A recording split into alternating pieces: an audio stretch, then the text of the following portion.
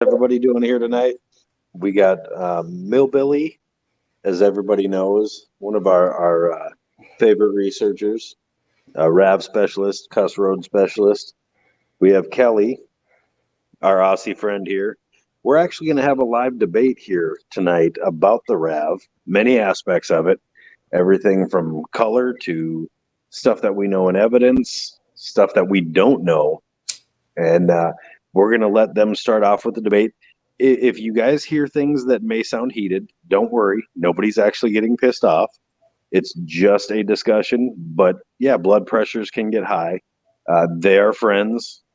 We're all friends here, so it's not going to be a problem. So just sit back, listen, and I will be watching chat if you guys have questions while they go. So we'll start off, I think, with Millbilly. No, Christy. Oh, Kelly. Kelly. Damn.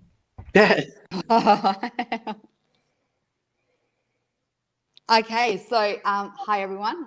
I'm the RAV1 kind of girl.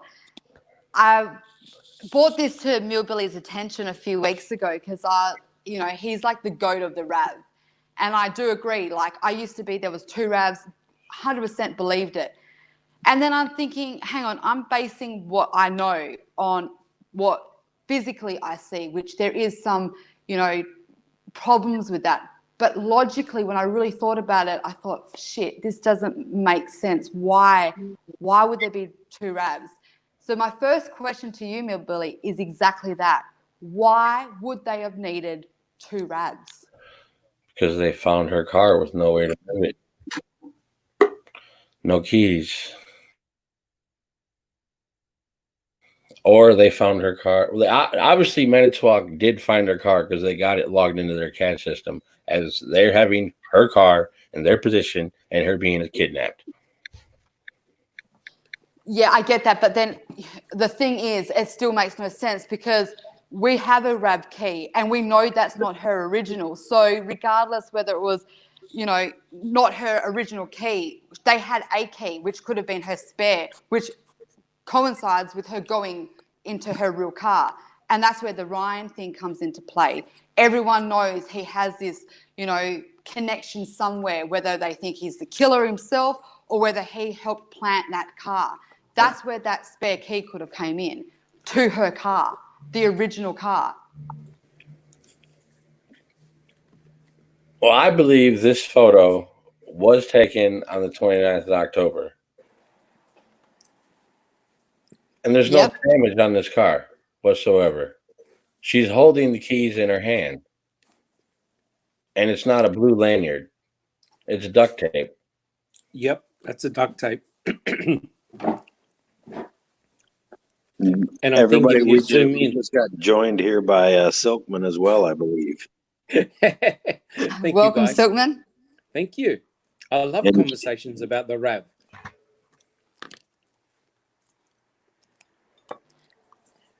Okay, so about the RAV. Okay, so let's just hit base right now. Let's get it straight off the bat. The colour. Let's go down that road right now because I know that everyone has one time or the other said it's either blue, green, or bluish green. To me, I want to raise one little fact about it. And Millbilly is going to go, oh, this is what you base it on, this one word. No. Well, here, hear me out. I'll play it, all right? All right, play it for me. Let everyone hear. She was at home. You know what she drives? She drives a RAV4 Toyota. It's a dark green color. Hear that? It's a dark green RAV colour, kinda. So even Karen opens it up for interpretation. She does not say that it's a solid dark green. She follows it with kinda.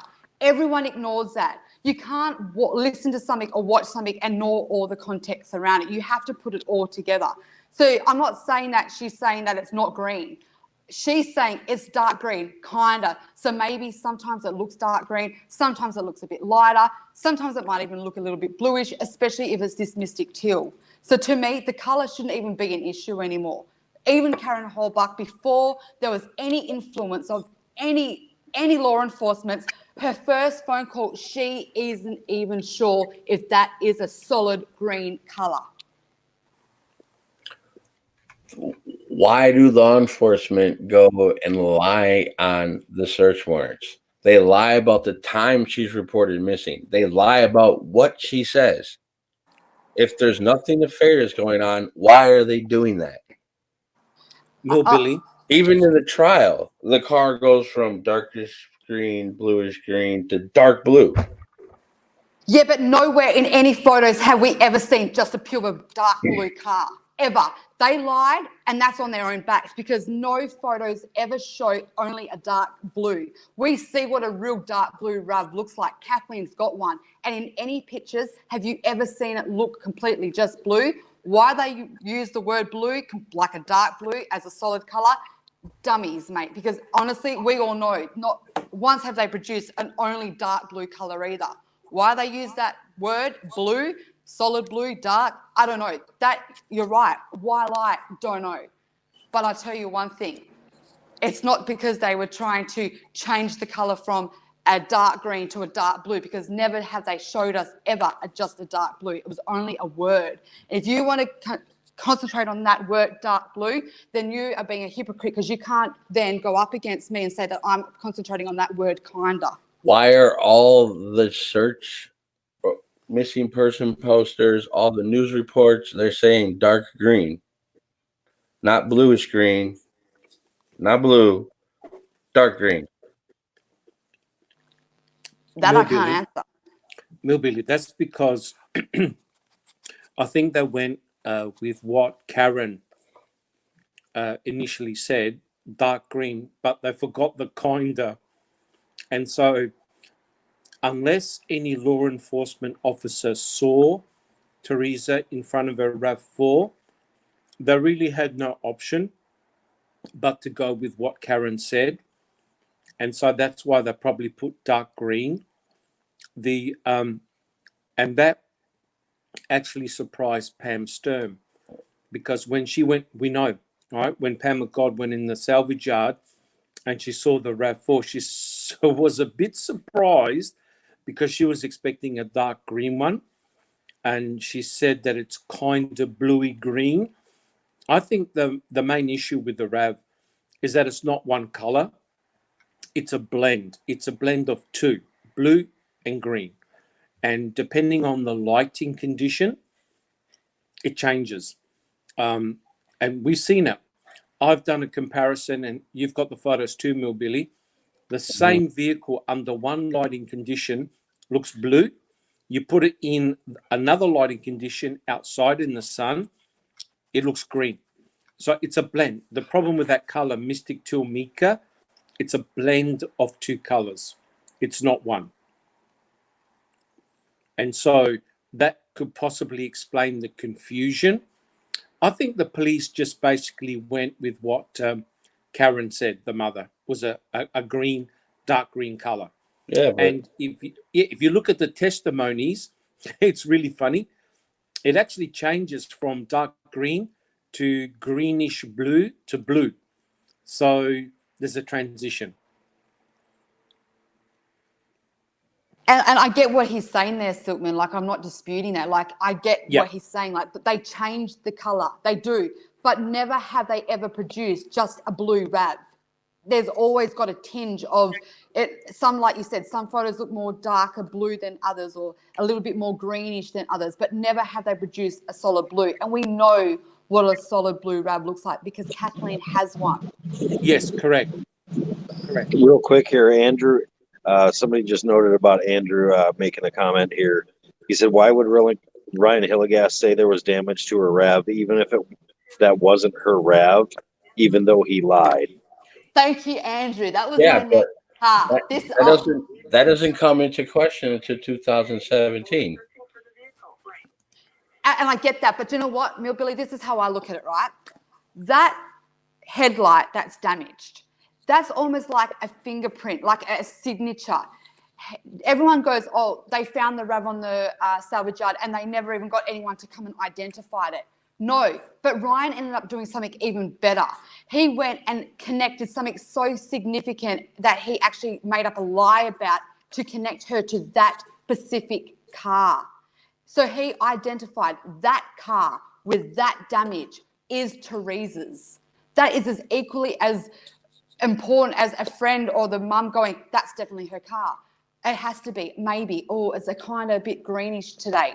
It doesn't matter. He gave something so significant, a detail that no one else knew about that headlight. He connected it to Teresa.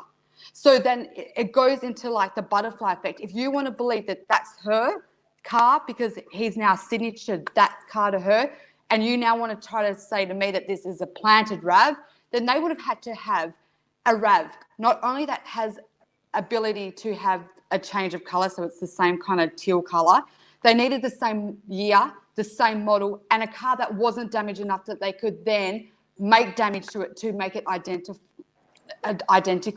That is a huge stretch. That's a huge stretch. Why does the year of the RAV4 change 4 times in search warrants? Well, why are they lying constantly about this car in search warrants? yeah, but the other thing, Millbilly, is that there are plenty of errors in CASO, and even in the testimonies, there's a lot of typographical errors. And the other thing is that it also depends on the year of manufacture, and that's stamped on the chassis of the RAV4. So it could have been built in 1998, Correct. but it then could have been sold in 1999. So year of manufacture is different to year of sale. So we can tell that by going underneath the hood and checking all the stickers. But the law enforcement haven't done that. So we're sort of like speculating about the dates, but it has to be one. It can't be the other. So year of manufacture, we know that certain colors were pertinent with certain models and certain years. Mystic Teal Mica fits perfectly with the 1999 Toyota RAV4. They didn't use Mystic Teal Mica for all years, Millbilly. It was only used for a certain number of years. Yes, I understand that. We got another question here that's going to bring up something. I don't know that if Millbilly's talked about it yet or if it's coming up, but Shaz asks, what about customers that said her car was immaculate? The one that cops show looks uncared for and definitely not like brand new. Exactly. There's missing parts, the interior panels for the car. The center console cover is missing. And the big thing, why is this carpet untucked? But on the other side, it is. That doesn't Question. happen naturally. Do we know the timing of these photos? How do we know that the cops haven't gone in there and started to take these out themselves to start doing testing on it? Like, do we know when these photos were stamped and dated, like where it falls into the timeline? They removed the rear tailgate of the Wrangler because they assumed there'd be evidence on it. There is evidence on the back of this rear tailgate, but they leave it intact. It's got all this biological evidence on the car, but they don't try to preserve it whatsoever. No.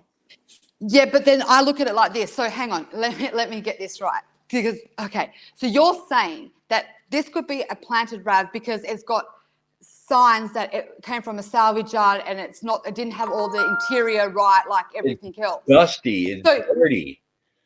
Okay, so then what, if they had that logical thinking, we need to get a car that's rusty, do we just need a car there? But then they've got people saying it was immaculate. How, they would have thought, hang on a minute, people are going to notice this. Her car's meant to be immaculate. It doesn't match with what they're saying.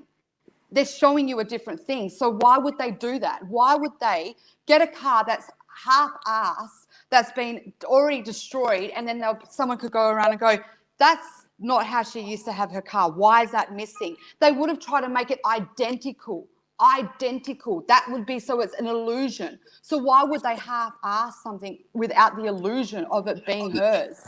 They run a huge risk of being caught with that. And I'll go into that next, but go ahead. You say what you're going to say. Like I said, I've watched this play out in real time. he had no chance. The way the media was he was a suspect from day one. I agree.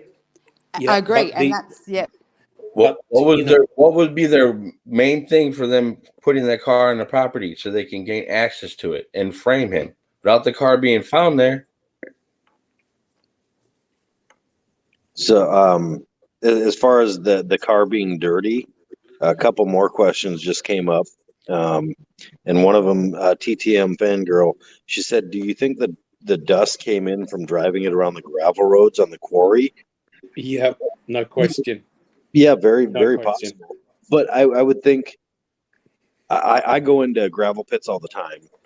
It does take a while to get a decent dust buildup, but if you start looking like that picture right there that you have up, Millbilly, look at below the one of the back side of the back end of the RAV. I think she did more travel on gravel roads. It was the picture of the back inside of it. She did more travel on gravel roads than just the gravel pit. Because if you look in the back where the rubber seal, where the door shuts, you can see dirt built up there. That wouldn't happen built up like that in that short of a time. Well, her RAV was missing since October the 31st. So you're looking at potentially a few days where that RAV could have gone in multiple places. And if it came through the deer camp, Cuss Road, and the quarries, potentially it could have built up a lot of dirt and mud. If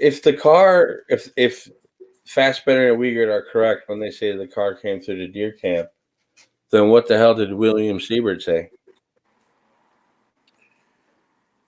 Well, that's true. That's true. But it really depends on where he was situated when he saw the RAV and the white Jeep. He was in his backyard doing yard work. Well, his driveway to his house is right next to Jambo Creek. You could potentially, if you turned in the wrong one, you'd go into his driveway.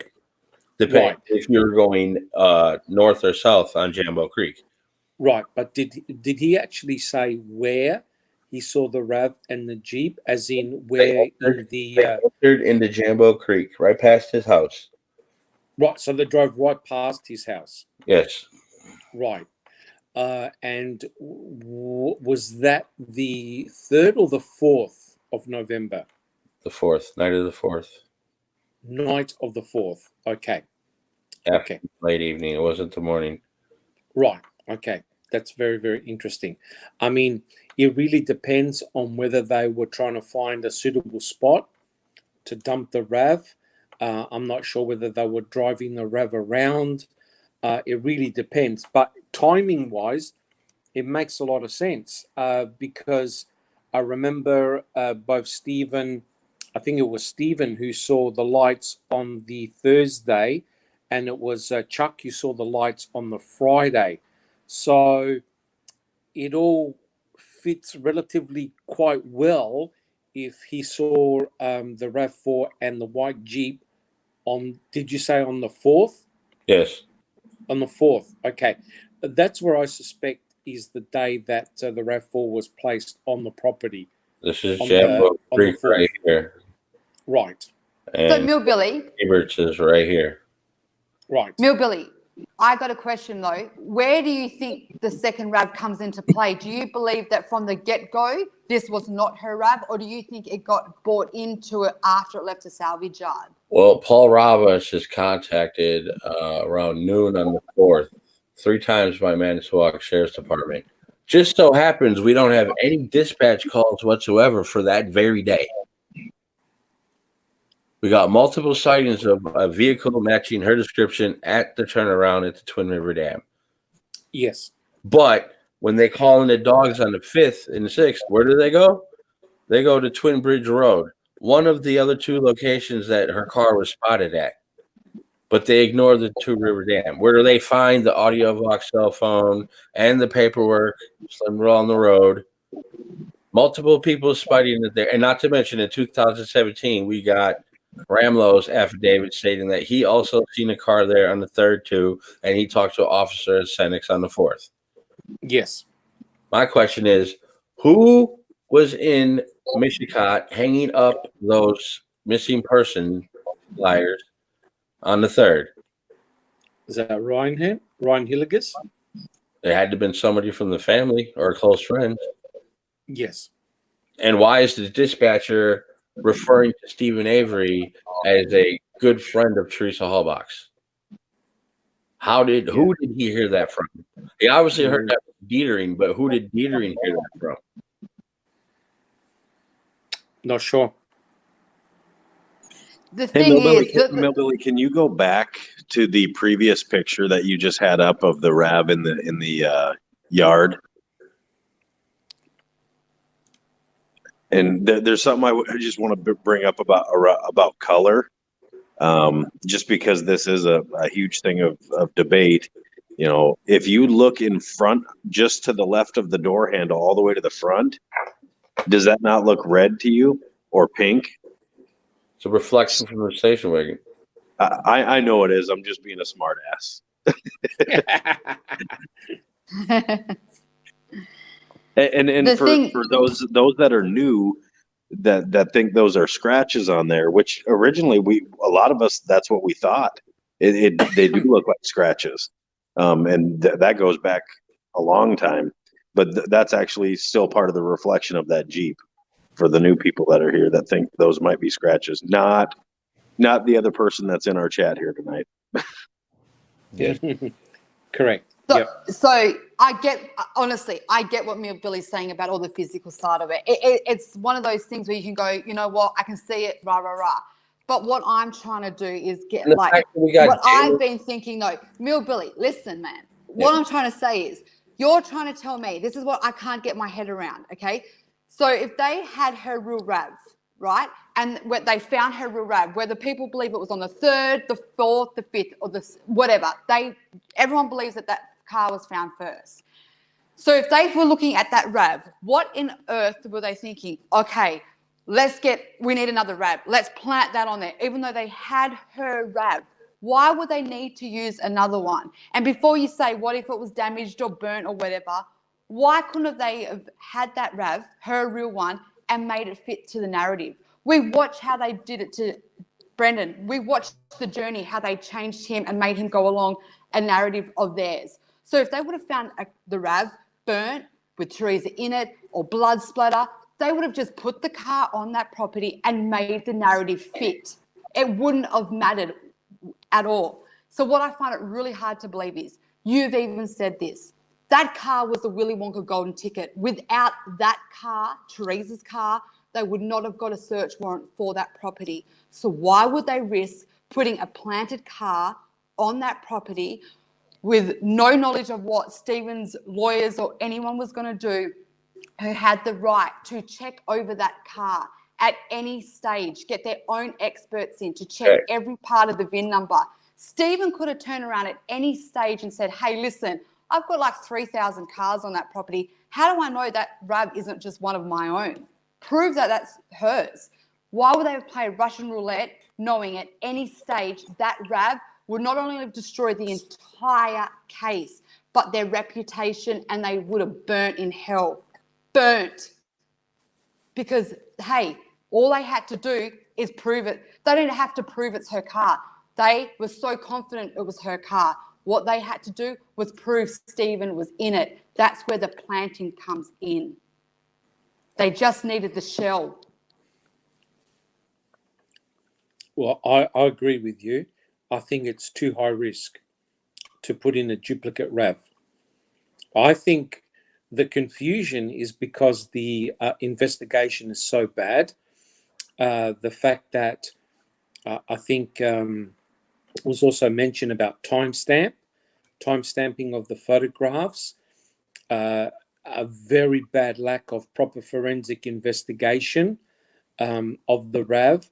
I think it's led to a lot of questions where people are uncertain whether there's one Rav, two Ravs, or even a hybrid Rav, right? In other words, you can have Teresa Horbach's exterior of her RAV4 and maybe panels inside the RAV4 changed around, because it does look like someone has gone in there and taken panels apart, right?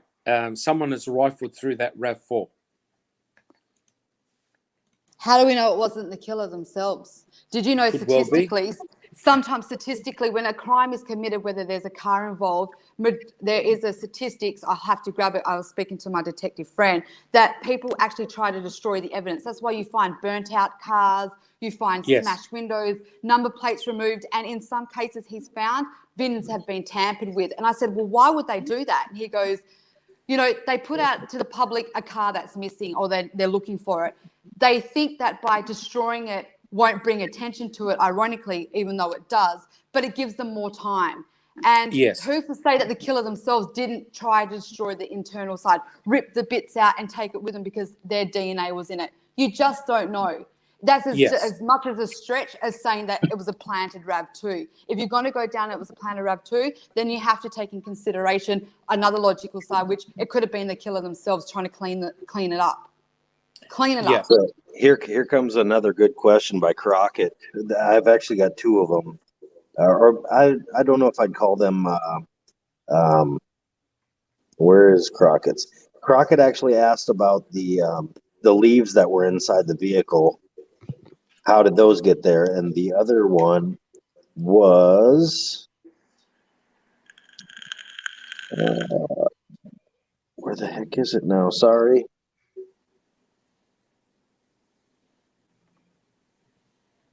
Oh, the real proof is in the Pam of God phone call when she continually questions the color and keeps saying how weird it is.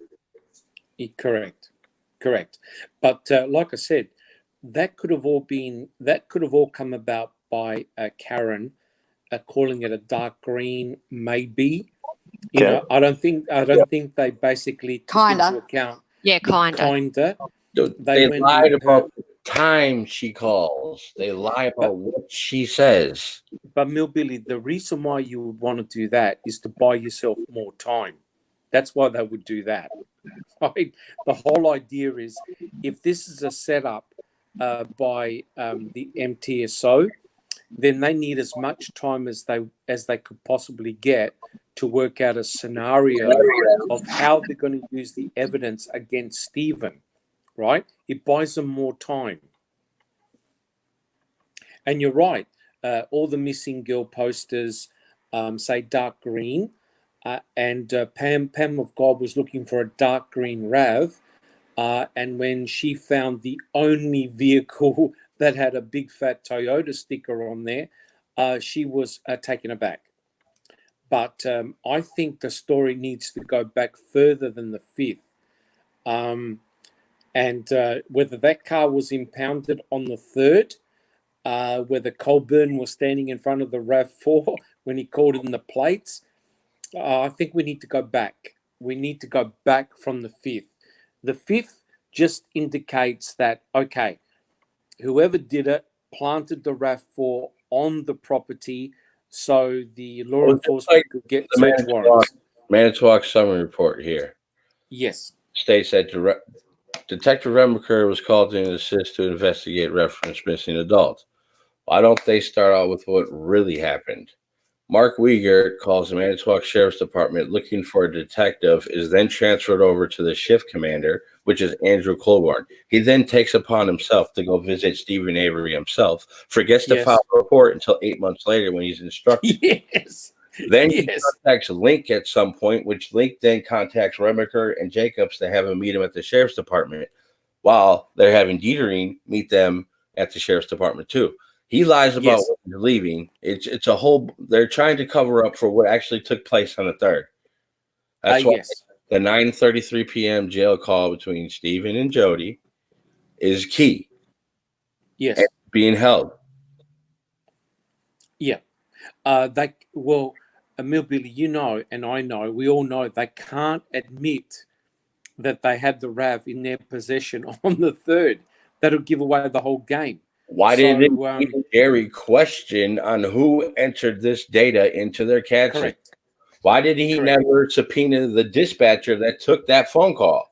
Find out when she was working, what time she was working, which shift she was working. Yes. No, they don't do none of that. They did nothing to No. help Stephen. No, of course not. Unfortunately, we know that the investigation is full of holes, and we have to fill in with just speculation and conjecture, and it's a real mess because if people are seeing a dumped RAV4, why are people like Ramlo and others? Why are they seeing a RAV4 around the place? Surely it's got to be the same one. You can't have random appearances of a green blue RAV4 found dumped. It's all got to be linked. But when you think about it, if they're trying to pin it on Stephen Avery, they've got to basically suppress or trivialize anything to do with that RAV4 until the 5th. Right? So they've just got to not do a proper investigation. I mean, because if the RAV4 is found outside Stephen Avery's property, how are they going to explain the state scenario that Teresa and her RAV4 never left the property? They can't. Right? The game's up. The thing is, though, like in all the other evidence, the planet evidence we see, they kept it simple, stupid. I look at it. They used what they had. So if you want to assume that that is a fake RAV4 and that they planted Teresa's blood in it, if it is Teresa's blood, yes, then I think to myself, why would they choose to put that blood, the very limited blood of hers there? Why? They would use it in the room where they didn't find anything that in the narrative, that's where she originally got hurt, killed. So yes. Why would they put blood of Teresa's in a fake car where they would actually use that blood in places where it would match the story? Well, and then and then I think to myself, so you've got all this planet evidence they only use with what they had. So it's like a shell, they base everything off the truth. So that's why I believe it's her RAV. It's been her RAV the whole time. They needed her RAV, something that they didn't have to prove. They just knew it was hers. It was based on a truth. But they needed to find a connection. So they put Stephen's blood in there to make that connection. Then you have Stephen's garage, which we know it's based on a truth. That's the shell of the truth. But what do they say? Put Teresa in the garage. So they put item FL in the garage. And then we have Stephen's pit. We know it's the shell of the truth. What do they find? Teresa's bones in there. So they used everything that they knew was based on some truth and fabricated the rest. So that's what makes me believe it is the real RAV1. They never were worried about it being caught out being anything different but the RAV. What they're worried about is what Kathleen will find once they get hold of that RAV, because it'll prove the tunnel vision. She might get her experts in and say, hey, we found A, B, C, D of DNA here. How did you miss this, but you found a few drops of Stephen? That's where I think is what they're hiding. They're hiding the truth. It's like a Pandora box. You get into that RAV and the truth will come out. And to me, it's not her car, because they wouldn't have risked that to begin with. I tend to agree with you. I think putting in a substitute RAV was too high risk. Very, very high risk. And because these are the only two people they talk to. It could go either way. It could be too risky to get into it because it's not hers, or it could be too risky to get into it because it is hers. Yeah, when the report was initially done, correct. And that's Calf just joined us for everybody that doesn't know her voice. Yeah, sorry, I was in the shower. Not just joined us. She's been here watching. Not good enough. She's quietly observing. Yeah. But I mean, I think, guys, the way I see it now, I'm no longer hung up about whether there's one RAV or two RAV. The only thing that concerns me is how Stephen Avery's blood got inside that RAV4. How Because about you, on the property? oh yeah. First of all, it had to be on the property, but there are plenty of clues on how that RAV4 got on the property, based on what Fassbender told Stephen, but also Fassbender also told Josh Redon exactly the same thing, that it came from the Deer Camp quarry area, and that would explain the mud that's all deposited all over that. That vehicle has gone through some rough terrain, because if it was meant to be very nice, clean looking, that's what Stephen said. And I think Schmidt said it as well, that the car looked new. It's clearly been through some battering, some rough terrain. Going through quarry, the back roads would definitely cause a lot of dirt to build up and mud, and you can see it. So, one RAV or two RAVs. Okay, I'm tending to lean that it is one RAV, that it is Teresa Hallbark's. Oh, the reason why they didn't use the blood, Kelly, because they didn't know who the blood belonged to.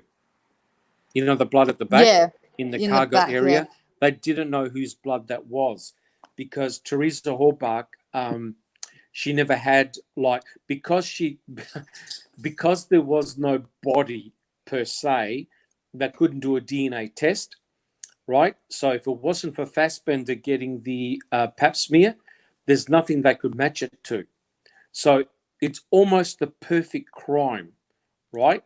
So because they're able to get the pap smear, they could then do a genetic profile of the blood that's in the RAV, and also the saliva that's in the cherry Pepsi can.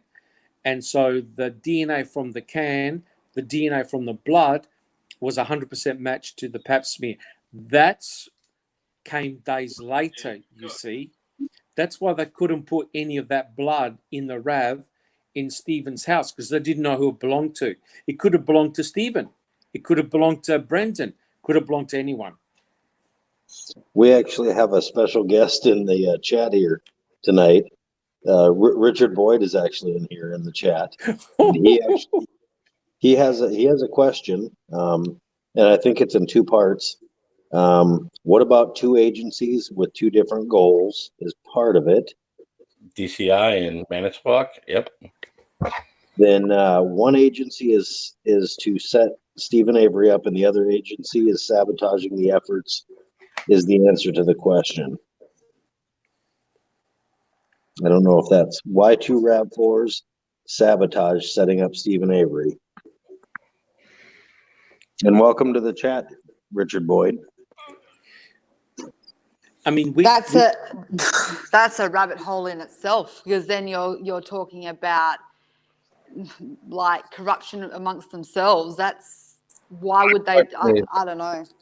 What's in those missing 30 pages that we did not receive when Braun FOIA'd the dog reports? Did they go to the other two locations that her car was spotted at? Did they find something there?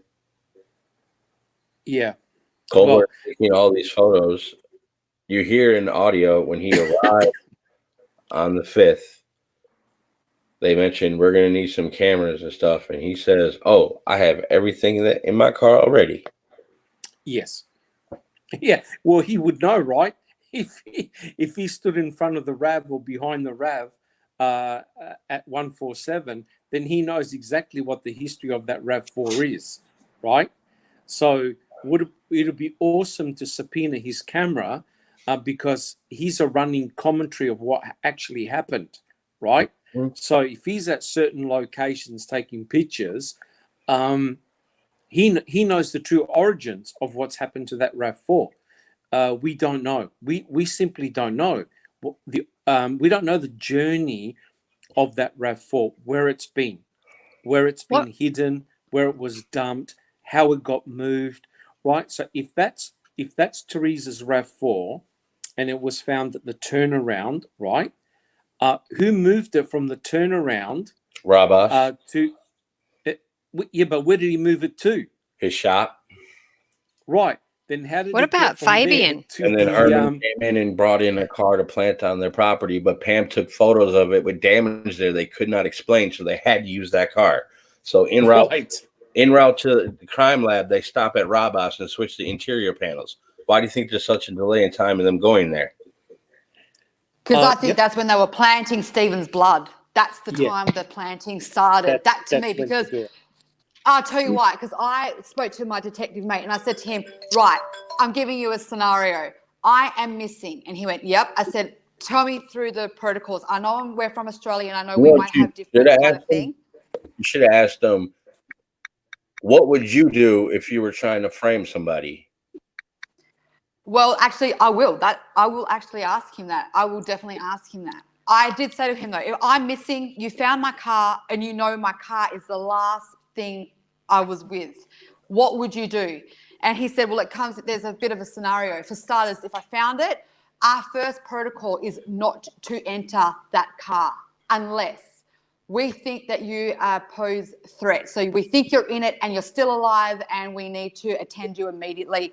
And then we come under the section 133 or whatever it was, and we're allowed to smash the window, we're allowed to break in at any means cost to save your life. If we assess the vehicle and we think that there's no body in it and that it's fine, we literally have to guard it. We have to man up. You do not enter that car, because the moment you enter that car, you're risking contamination, and it is the biggest no-no. And I said to him, well, crap, I always thought, they didn't go into it because they knew, that it was already hers, blah, blah, blah. And he goes to me, the thing is, we're designed to look for immediate threat. We're not there to assess it and get into it. So if there was blood in it, we wouldn't know, because we wouldn't be looking for that. We're looking for someone in distress. The rest of the job is to the crime lab. So that's why I believe that's where the blood went into it, when they went from the salvage yard to the lab, because that was their opportunity. No one mentions the blood because the blood wasn't in there. But like he said, if he would have looked in there, you would have seen it. You would have. It's as simple as that.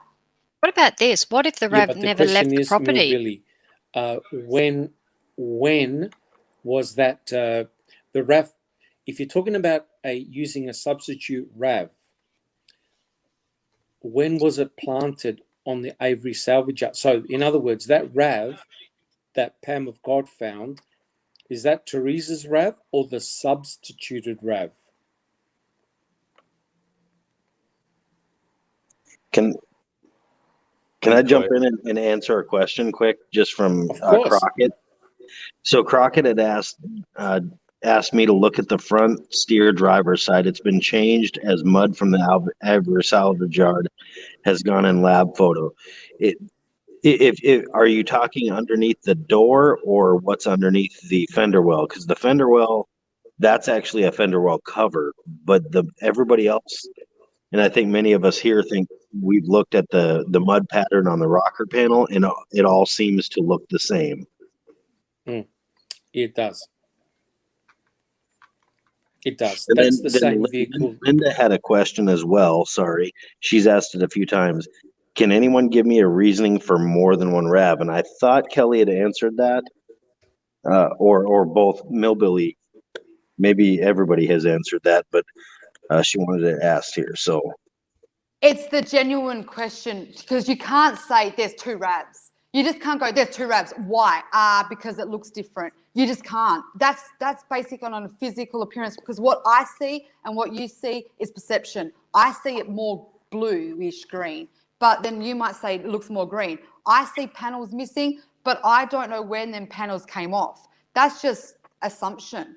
So that's what I always say to people. Why do you think there's two? Give me a reason why. And it's always the physical appearance why.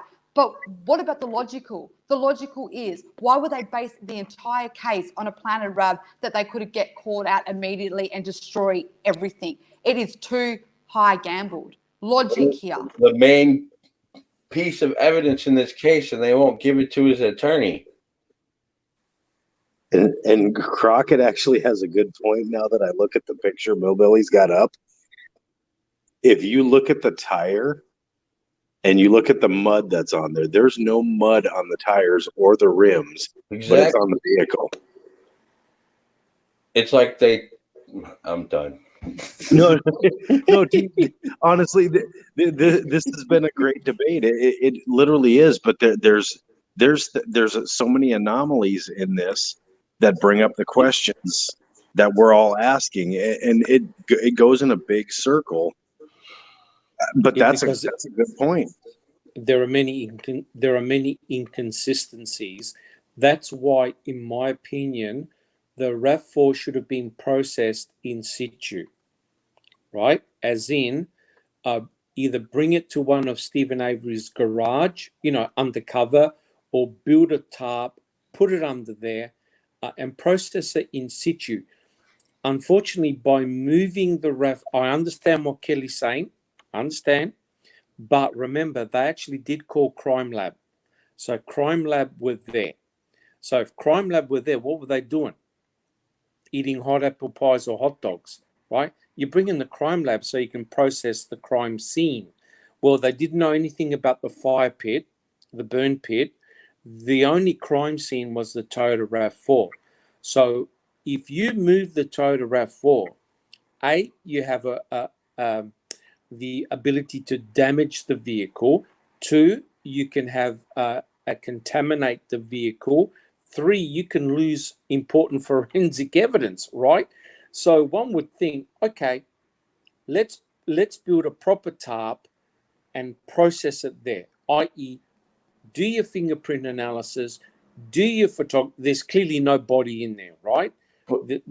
Nobody found anybody in the RAV4. April doesn't call for a fingerprint specialist to come in until the 10th. Correct. But the day after Millbilly, they had the guy come in and take photographs, right? And then the day after that, they've got Cherie Culhane taking swabs, right? And so they explain what they do, right? They do a casual walk around the vehicle first. They look for stains. They then do presumptive tests. If the presumptive tests are positive, they do a DNA swab. I mean, that vehicle sat in the rain. When they took the tarp off, you can see pictures, that vehicle's wet. So in other words, why'd they put the tarp on in the first place for? Because they knew that the news crews were going to be flying over. And if her friend in her car, not the right color, they definitely would have said something. Correct. And what does Ken Kratz and Sheriff Pagel do? When they did that at the interview, they control the media. That's why they stuck a tarp on it. You're right, Millbilly, because the overhead news crews will be saying, hey, wait a minute, that doesn't look like a dark green RAV. Have they actually found the right one? But also by putting a tarp over it, you can potentially do nefarious things to that RAV, right? And no one's watching you do it. The whole thing stinks because the crime scene was not properly analysed and processed. So now, here we are in 2020, we're saying there's one RAV. No, there's 2 RAVs. It's ridiculous that we're even having this argument.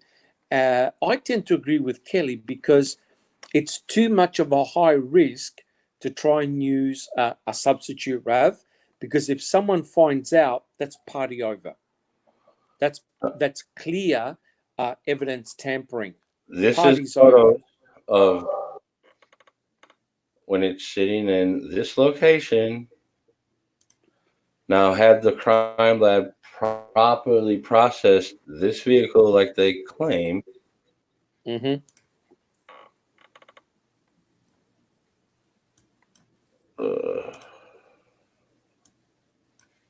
The hair. The one strand in the RAV.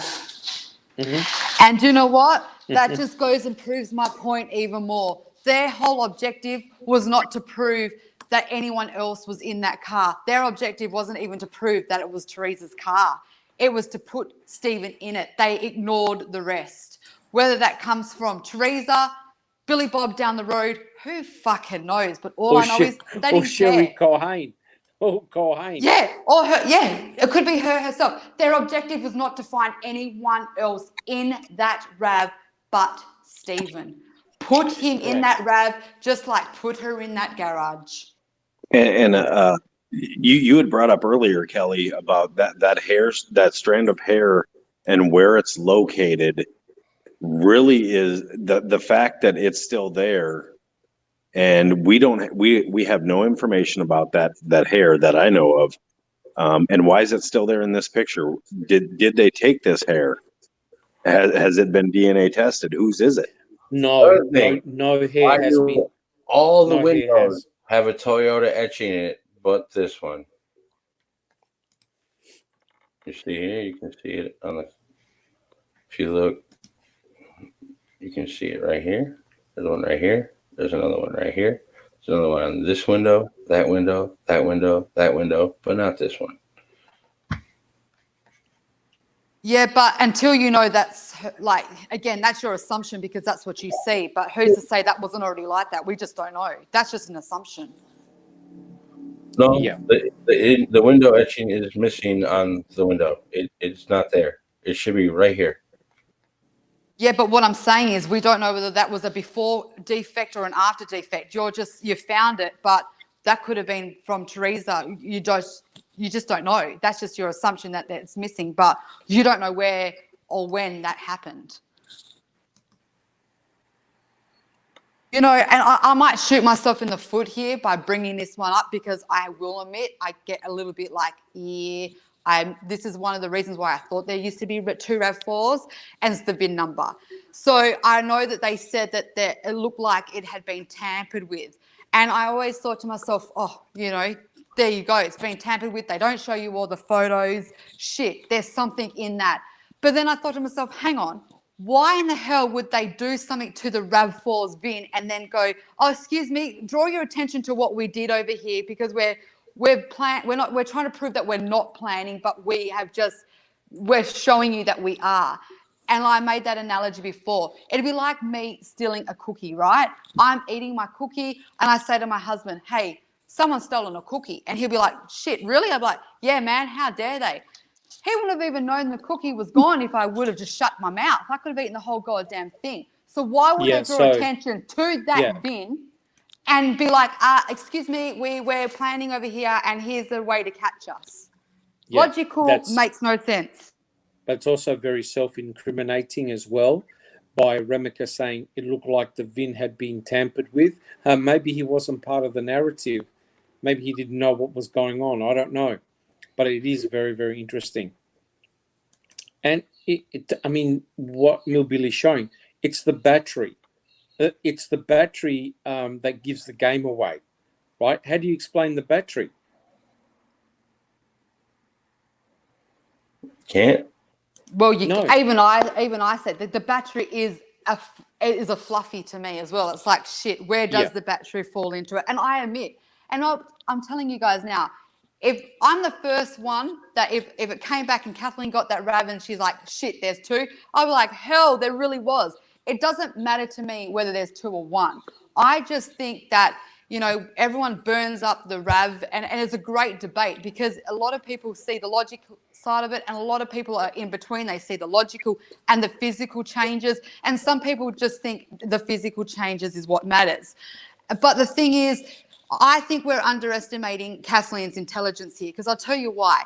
If she for 1 minute thought that there was 2 RAVs, and I know Millbilly said, you know, they're not giving her the RAV, she can't do anything, but her whole focus would be that RAV. Everything else would become nothing. If she could prove there was 2 RAVs, game over. That's Correct. It. That's the end of the whole thing. So she would be jumping up and down going, I need that RAV now. Nothing else matters. Yeah, except you said one very important thing in your first discussion, and that is the blinker light. Yeah, because that's why they're not. Yep. The blinker light ties it to that RAV. And who ties that blinker light to that RAV? Ryan Hillegas. And he even mentioned an insurance claim by Teresa Horbach. So therefore, you've got the vehicle with a damaged blinker light reported by Ryan Hilligus, who said that Teresa put in a claim. Now, if any part of his story is wrong, that puts Ryan Hilligus neck deep, nose deep into the setup, correct? Because he tied the blinker Absolutely. light to that RAV, no other RAV but that one there. And that RAV there is the one that's got the missing blinker light, and the blinker light is in the boot, in the cargo area. So therefore, you have one RAV. You can't have two, right? And no one said when they saw Teresa, no one said, yeah, I saw a damaged blinker light. Her car looked a real roughed up. No one, which means that blinker light was damaged post Stephen Avery, correct? It had to be. That blinker light got damaged after she left the Avery salvage yard, not prior. Couldn't have been. Otherwise, Stephen, even Bobby Dassey probably would have noted it. So Yeah, but if it was the second RAV, what if that picture is correct, that Millbilly's got up, then you know that what Ryan is saying is complete rubbish. Now, the question is, why would Ryan tie himself up to the blinker light? Why would he do that? Doing what law enforcement tells them. Yeah, but why Couple more then would questions. Ryan? Why then would Ryan say, "I've got the day planner," or someone said that Ryan had the day planner? What? How did Ryan become associated with the day planner? Because they found the car in the third. well, if you now look at it, there's one person who is intimately tied to the Toyota RAV4. That's Ryan Hilligus. Number Yeah, one suspect. Yeah, but let's Well, not forget the how many thing times is, the cops have gone to he's Teresa's house. He made up a story about the blinker light, right? Secondly, and I think the most damning thing is that he's got in his possession a piece of paper that was meant to be with Teresa Hallbach while she was driving around. So how did he end up with the day planner? How did they fly over the Avery's property for 20 minutes and not see a RAV4 on the property? Because it wasn't there. Exactly. It wasn't there. It wasn't there, Millbilly. We had Braun asked a couple questions. She said, "Did Ryan say that, or was it reported that Ryan said that?" Being that we're on the topic, Very key. It's what we read in Queso is their perspective of what they want us to believe. That's why we can't get audio recordings of certain people.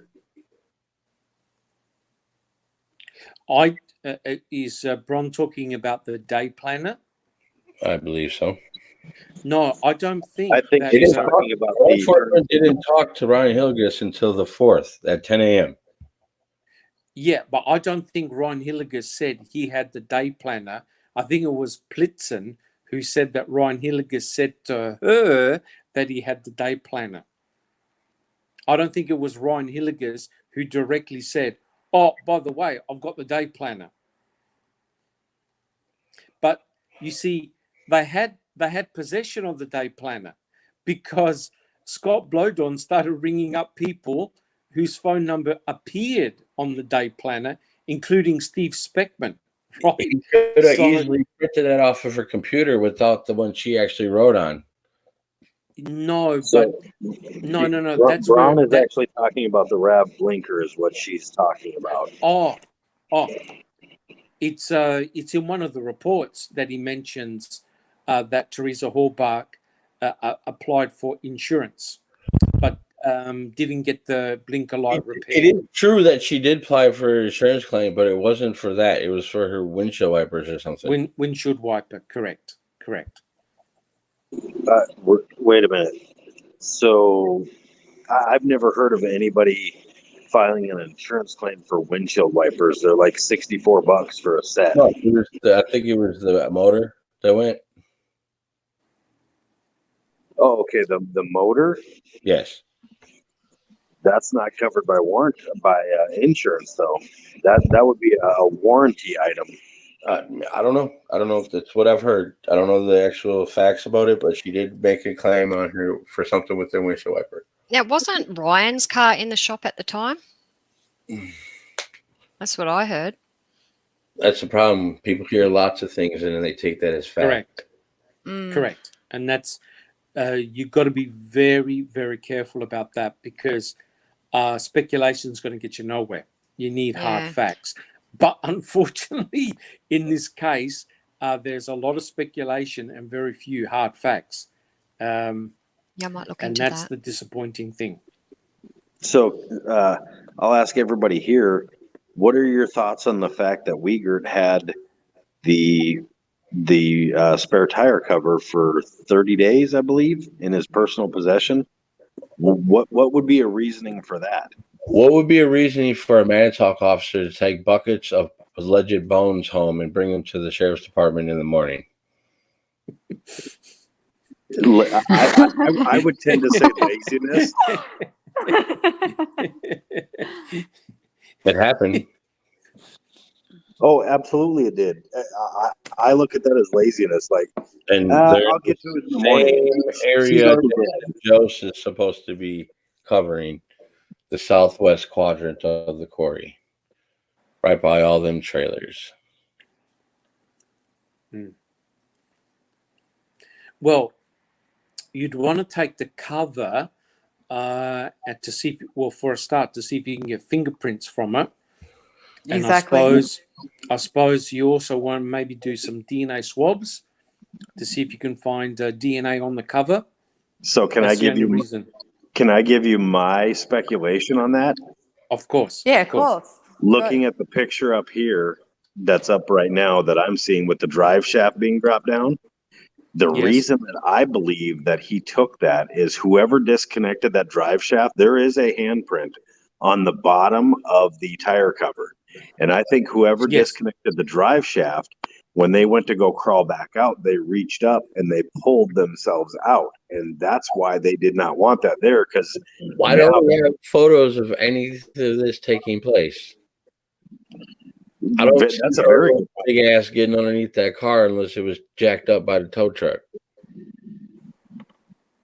we're actually putting bullet holes in everything as far as their investigation, because Mhm. And what would be any other reason for him to have that? Because what's the tow truck driver who said he disconnected it?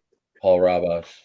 So Paul Robas, I'll bet you if they were able to get fingerprints, it's Paul Robas's handprint that's on that tire cover, and they had to remove it so he was not a suspect in this.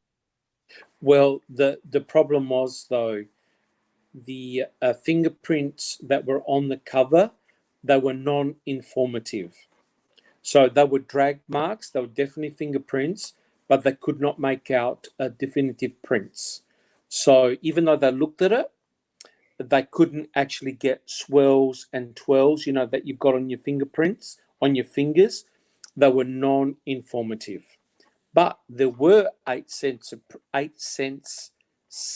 of fingerprints found, I think, on or in the RAV4 that they can't match to anyone. Oh, but none of them matched to Stephen or Brendan, as far as I'm aware. You have to look at their pattern as well. Like, you got to look at it. Why did Fassbender hold on to the CD for 7 years? Like, there's a pattern that they're holding things when things get too close, and it's more of an exposure on them, not on anything else. So that's why, again, they're hiding the RAV. It's not that it's going to prove that it's not Teresa's, which, hey, it's still up in the air. I don't even know. Until Kathleen gets a retrial or she gets that RAV herself, neither of us are wrong right now, because no one actually knows. We just don't. The thing is, with the whole scenario, it's just one of those things that it could be anything. To me, the pattern is when they get too close, they hide stuff or they destroy them. They get rid of the bones. They use up all the DNA on item FL. They, get rid of the And also the key. And also and on the the key. Yeah, and the key. So you kind of think the RAV, as sinister as it is that they won't give it over, it might be as simple as it's going to expose all their trickeries. And that's as simple as that. It's the shell of her real car, but it was what was put in it is what could be found. And that's the real killer or the real method or the real damage. You just don't know. I just think it's a huge gamble for them to risk the entire case on a RAV. Without that RAV, there RAV. was no A duplicate. case. There's just no RAV. There's just no, without that RAV on that salvage, there was no case against Stephen, period.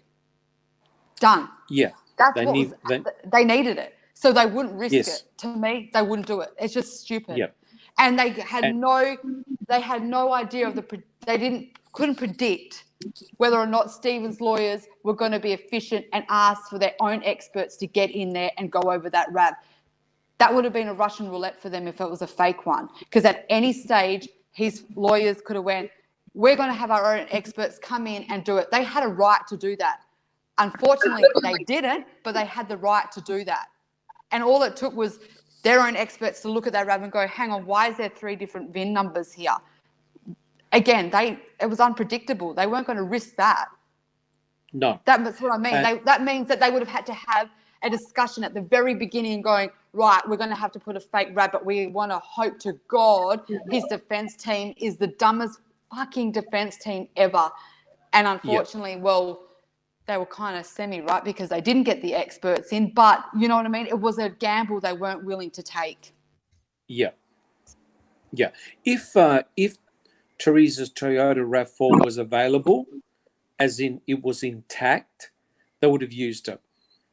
They would have used Teresa Horbach's own RAV4.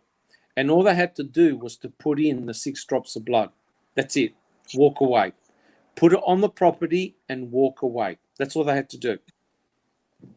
It was that simple. Now, they didn't know that the blood in the back of the RAV exclusively belonged to Teresa Horbach. That's why they couldn't use it. Otherwise, they would have used that blood to have planted in the garage or his trailer. But they didn't know whose blood it belonged to until they got the pap smear. So they couldn't confirm it.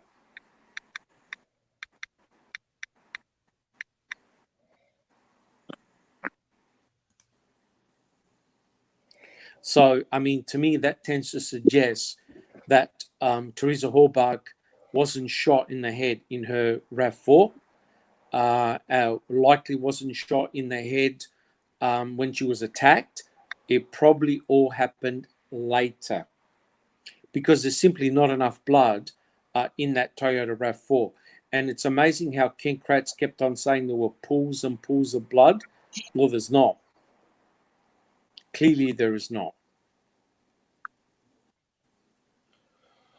They lie all the time. Yeah.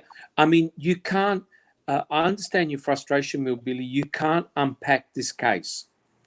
There's no logic to it. There's no easy common path because the evidence has been tampered with. And if you're saying that Stephen Avery was set up, it's going to be almost impossible to get to the bottom of it.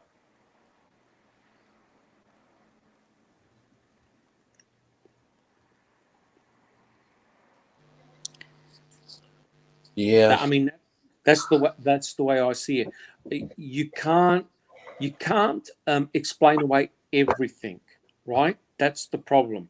I mean, these guys knew because Cherie Cohen put in the key, right, in the start, in the ignition, and the key turned over.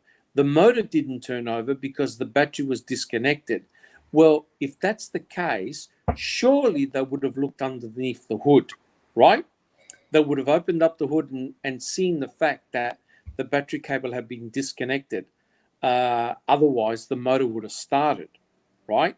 So it tends to suggest that they didn't even swab the hood latch, the pole, the little mechanism to open up the hood. None of that. That only came about when they were interrogating Brendan, and they did it in April, I think, right? So everything is completely out of sequence. You would have expected them to forensically properly test that vehicle and swap the hood latch. If someone disconnected the battery, it meant that someone had to have gone underneath the hood, right? So why didn't they swab all that stuff from day one, right? It makes no sense. And that's why it's very suspicious when you look at the way they swab the hood latch. That is not consistent at all. And that's why this was sort of like trying to corroborate with what Brendan was saying. But going underneath the hood latch, that came from Fassbender. That didn't come from Brendan. No, he was So led into that. I got a message here from Millbilly about the license plate bolt holes. And I saw this earlier and I didn't understand it, so I didn't ask it. Is there a problem with the bolt holes? It's not something I'm aware of. The what holes? The butthole. No, the bolt holes.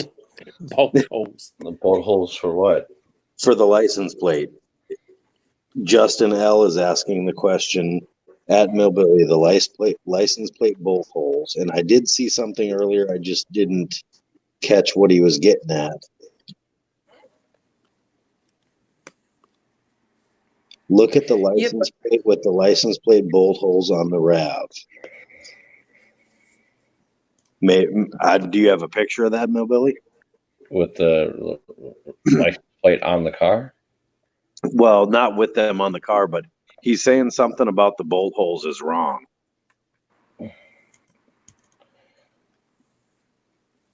Yeah, but that whole thing though, sorry for jumping in, that whole scenario about taking off the number plates, that doesn't make any sense at all, because when they questioned Brendan, he never said that he saw his uncle take off the plates. No, and this is a good point, Soakman, though, too, that we talked about earlier before going live. This kind of leads to it that they had time whoever did this, if this would have been like a spontaneous act, they probably would not have locked the doors. Number two, would they have taken the plates off? What would have been the point? You know, if it was spontaneous, and this kind of ties into what. And not to mention, they had hundreds of people searching all the cars, the 5th, the 6th, the 7th, and they don't find the plates to the 8th. Colburn was popping every single trunk in the vicinity of Avery's property. They damaged every vehicle they could possibly could. Not to mention the property. I actually asked my cop mate about the number plates. I said to him, what kind of criminal would remove the number plates? He said, oh, it does happen, blah, blah. And he turned around and goes, you know who would do it? And I said, who? He goes, cops. It's in our nature. It's the first thing we do. I'm like, what? He goes, cops. Cops would have removed the number plates. It's in our nature. It's what we identify with. We know, it's the criminology of a crime scene. The most criminals don't have that realism of, the planting and the getting rid of evidence. They just don't have that mindset. Most of them are like, flee, just get away from the crime scene as quick as you can. He says it's the overthinkers like the police that know about the plates. Yeah, but I think the point is this: someone took their time. Is that what you're saying, COVID Baskin? That someone took their time. Yes, this one was this was there. Yeah, this was for somebody that would have spontaneously had killed her. The bolt is still there. It was broke off. Prized off.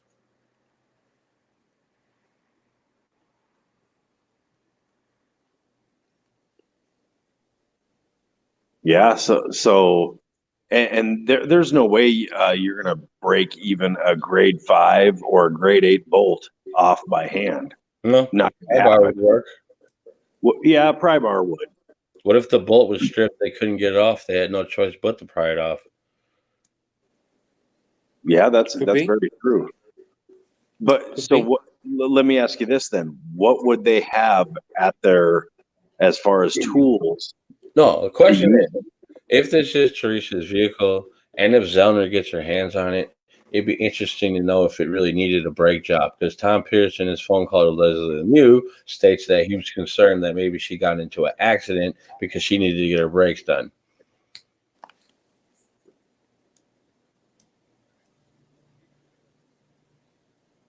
I wish we had Braun in here. She says, look at plates. Oh, look at the plates. Hold on. Apparently, DNA was found on the plates. DNA Oh. or fingerprints or blood, something like that. That hasn't been tested. And Justin says that there's no lower holes in that photo. That's actually common in the U.S. I can tell you, Justin, that my truck only has the top two on both the front and the back for bolt holes. Mm-hmm. So is my van. Yeah, it's very common here. Majority of my vehicles. Yeah, but guys, here's a question, right? Why would you fold up the number plates? Oh, because you needed to fit them in your pocket. Correct. And so, You need Sylvan, you know this True. when it comes to the number plates, and that picture right there. Why would Yes. you wipe away the glass to put the plates Yeah, down? That's true.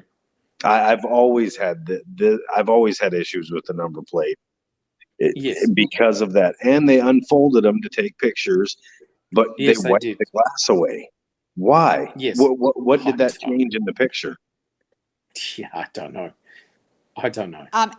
Andrew just said DNA on plates was tested. They said it wasn't a large amount enough to test. Right. And they were probably worried that the DNA would have come up as the volunteer fireman that found them. Possibly, yes. And that's where we go with many of the things in here as far as the RAV goes. And so I believe Jerome from the French Wrecking Crew actually had asked the question, what did they ever find anything in as far as DNA testing or fingerprinting? Did they find anything of Teresa's inside the vehicle as far as DNA or fingerprint testing? Yes, they did. Okay. On the door handle, on the inner door handle. DNA, her DNA. And that's possibly, that possibly might explain how ITMFL got contaminated, because she had isolated DNA from the inner door handle, driver's inner door handle, that was from Teresa Horbach. And you see that now begs a very interesting question. If that's a substituted RAV, how do you explain Teresa Horbach's DNA on the driver's side door handle? Mic Right. drop. I gotta say, Milton, on that one. Yeah, that there is the mic drop there. How do you And, explain not only- no DNA of Teresa Halbach in that vehicle besides in the cherry Pepsi can and her blood? And Well, mic you know drop what? again. Yeah, but the problem is, right? And do no you trust mixture, no mixture do you- of blood at all. Yeah. No. Oh no, it's a fake scene. There's no question it's a fake scene. See that that VIN number, right? That you've got right there. Does that VIN number match the VIN number of the RAV4? I don't know what the hell it says in the middle here. It depends. If VIN numbers are in hieroglyphics, because what I'm looking at looks a little weird. But is that the VIN number that we've got? The question is, That's They can take pictures of that little hula dancer's skirt and show the detail of the threads in the skirt, but we can't get a detailed photo of the VIN whatsoever. Yeah. Oh, no question. There's shenanigans going on. But if that VIN number there is the same as the VIN number on the glass, near the glass, then that is Teresa Horbach's vehicle. End of story. Because that's stamped in the chassis. The only thing that could have been swapped are maybe the internal panels. But if that's her VIN number, then that's her Toyota RAV4. End of story. Because that's stamped in the metal. That's actually put in the metal. So if someone's got the VIN number, if they could read out the VIN number, I think we can solve this super quick. Because that's stamped in the chassis. Like I get that, and Zellner claims to verify the VIN, but how can she verify the VIN on a car she's never seen?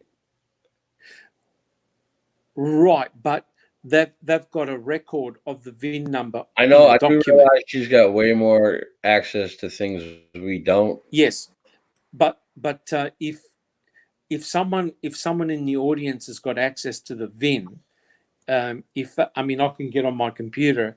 If that's the VIN, then that's Teresa Horbach's car. That end of story. In fact, let me. Braun says he's going to put a picture in Discord to be picked up. I don't know Okay. if she's sending it to Millbilly or to Silkman. Okay. Well, what I'm going to do, I'm going to get on my computer because I've got the VIN. We got room for more. Just send her the link. Right. Yeah, If you Braun, can- join in. If you can put that picture back up, Millbilly, with the chassis, I think we might be able to answer a very important question. Yeah, just hold it right there. If you can make that slightly bigger, I think we might. Whoa. Let me just check my files.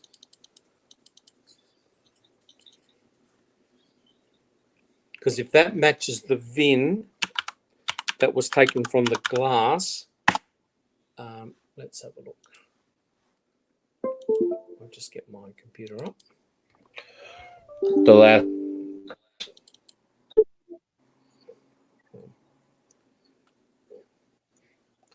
Now,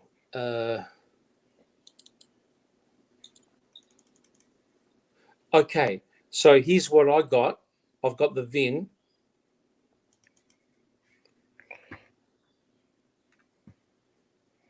Will you be able to Sure. put that picture back up? Yeah, hold on. I gotta find it. No worries.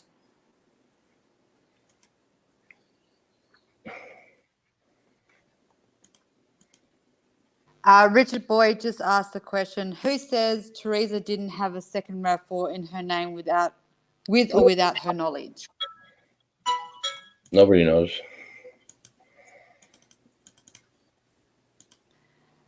I get the question, Richard, but I'm trying to lean towards one, so I can't see me trying to defend there could be two in her name. Identical.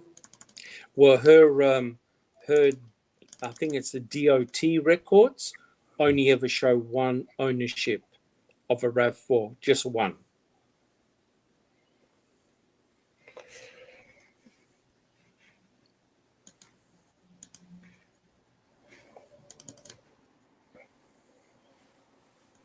So he also said that Robert Herman, the owner of Cleveland Auto Sales and Salvage, could have a RAV and put it in Teresa's name. That is yes, that is possible that could have happened. But if you'd look That at is possible. then you have to look at the date in which he would have registered that would be suspect. Yeah. Because remember, they only had a very finite amount of time to do the setup, right? It had to be done quick.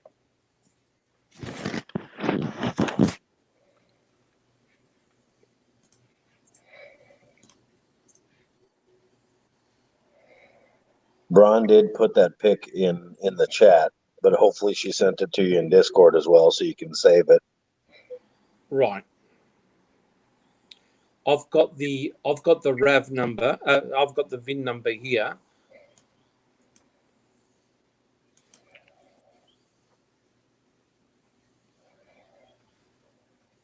It's the one where it was stamped on the body. That's the one.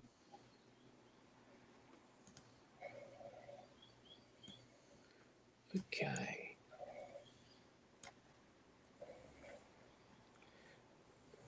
Well, the VIN number, if I start on the right-hand side, I got a 4403117, then an X, then a 5,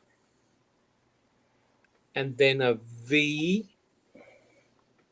then a 0, a 1, a P, a H, a 3, a J, and a T. TJ, because you read everything from right to left. Correct. Yeah. So, and TJ, that matches. sorry, TJ. Andrew had actually said that. He posted that up here a little bit ago. So that is the Okay. correct VIN. Yes. Just quickly, while you guys are going through all that, ODog123 said law enforcement would also have to know she was dead if they were going to even contemplate staging a second RAV. Correct. If you're going to do, well, there's two options. Either law enforcement knew that Teresa Horbach disappeared, as in went to another country or whatever, or they knew she was dead, right? Law enforcement had to have known that she was either dead or deliberately faked her death before they can do a planting. Exactly, because you can't have her rocking up a few days later No, going, "Oh, sorry, no, I correct. was asleep at Frankie's for a few days, and why have you got my car in the salvage yard with my fake blood in it?" Correct. They had to know It goes she was back dead. to exactly, and then it goes back to the realization of it being that's how confident they were it was her car. Yes. Yep.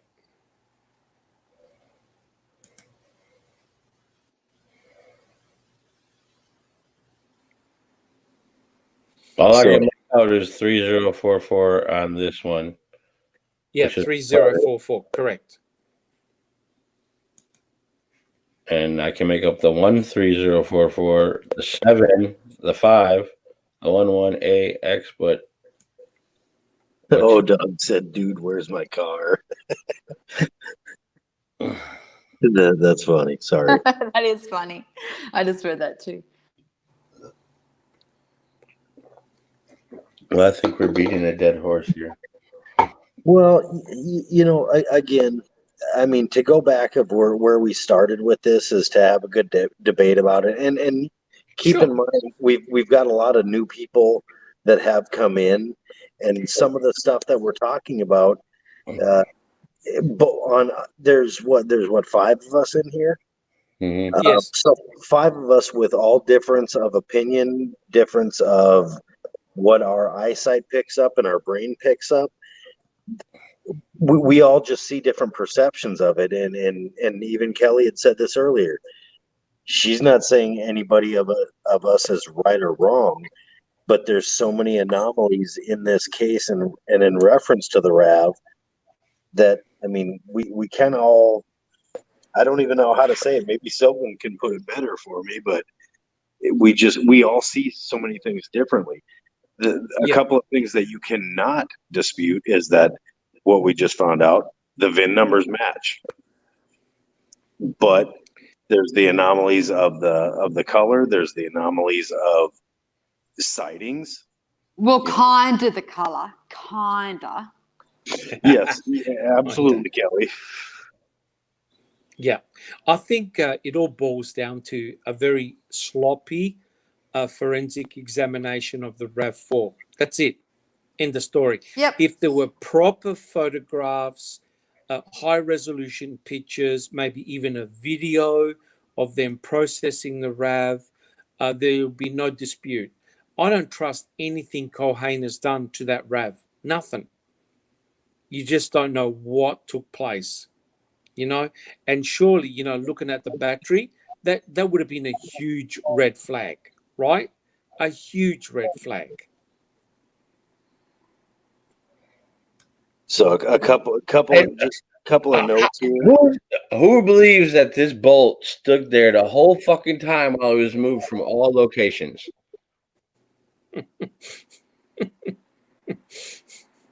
Being transported all the way from Madison to Calumet, both directions. That bolt stayed in that same spot, didn't move.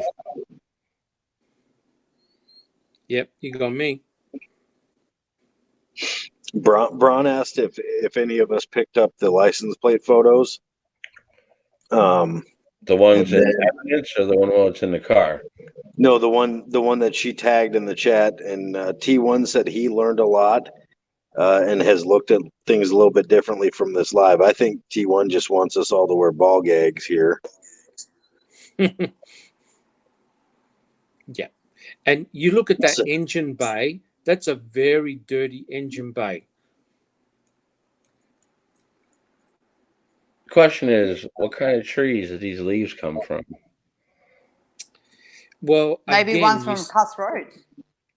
well, that's the stupid thing, right?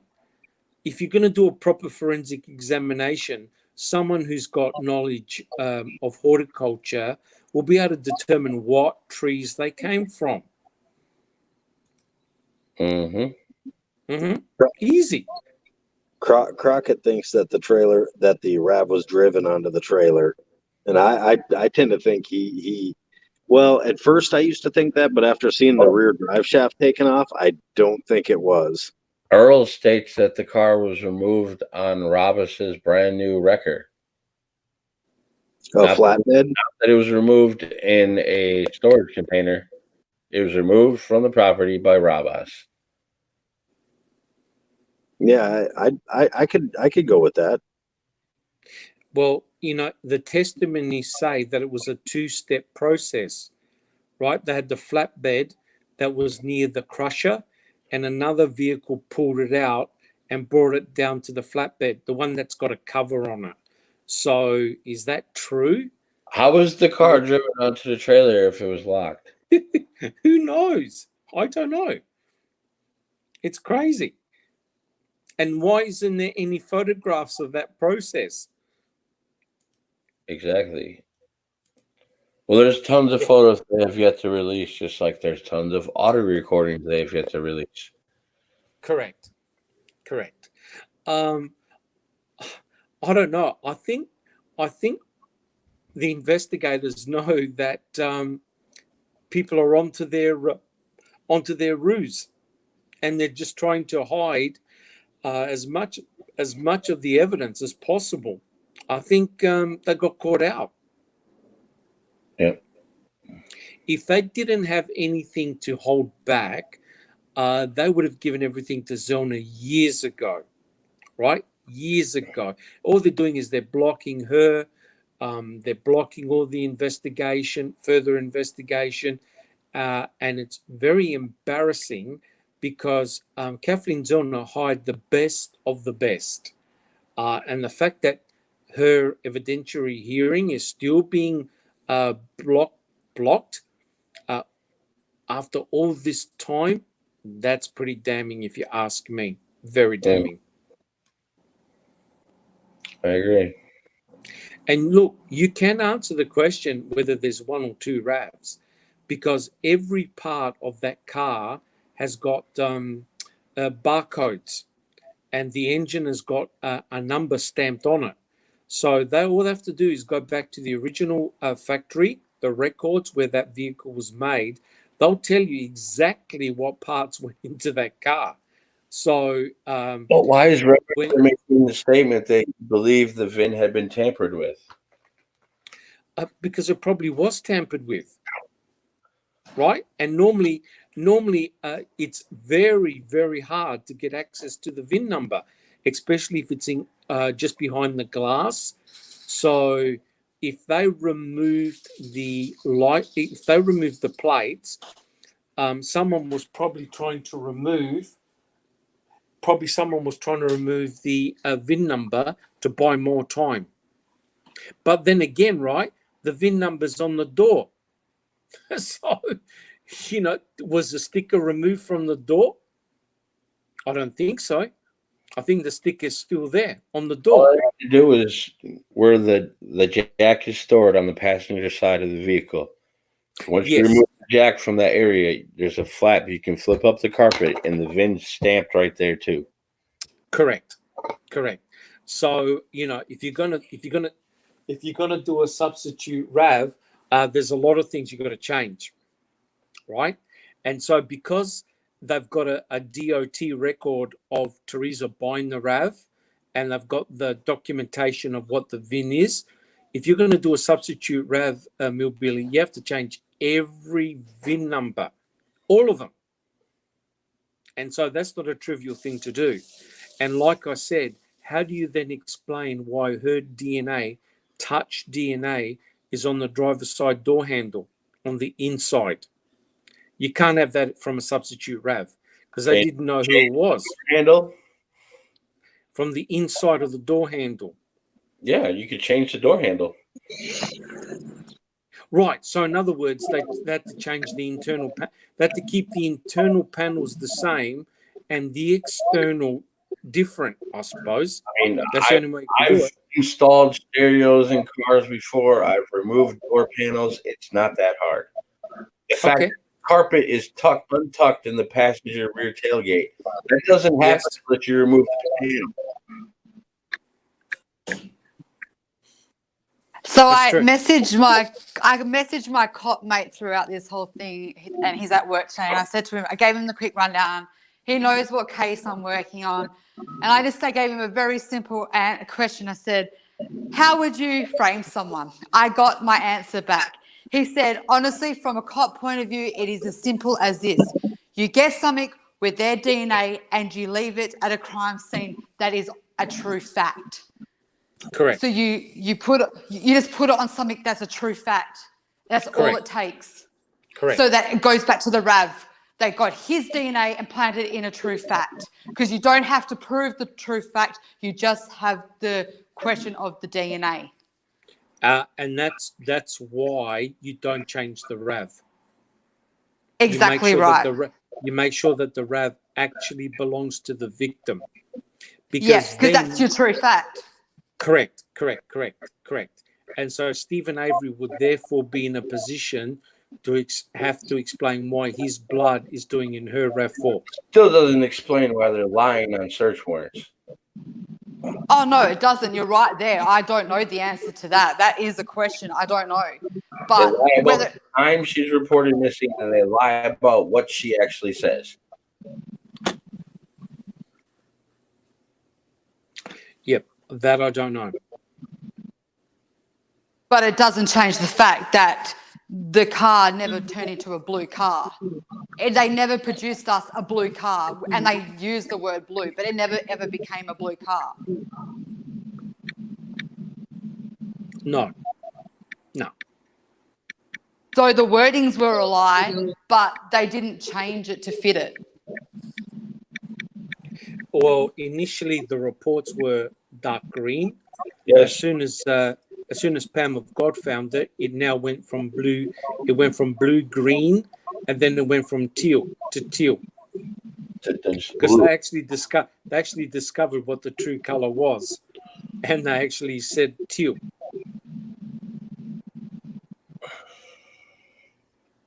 So to me, it tends to suggest, Millbilly, we're looking at Teresa's RAV4, her real RAV4.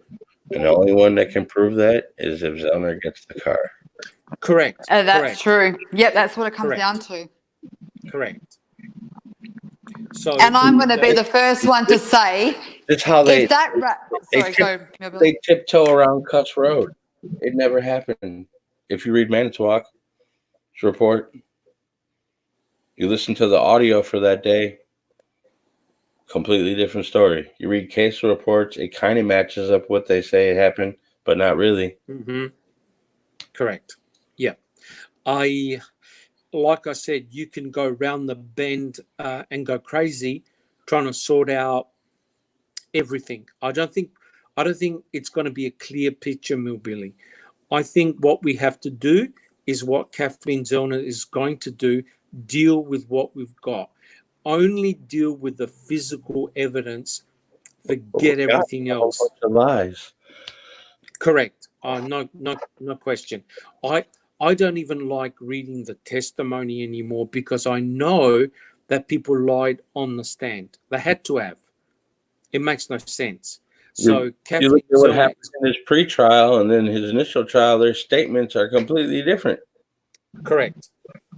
And Crockett brought up a couple of good points here in reference to the towing and the drive shaft. Him and I were chatting about that.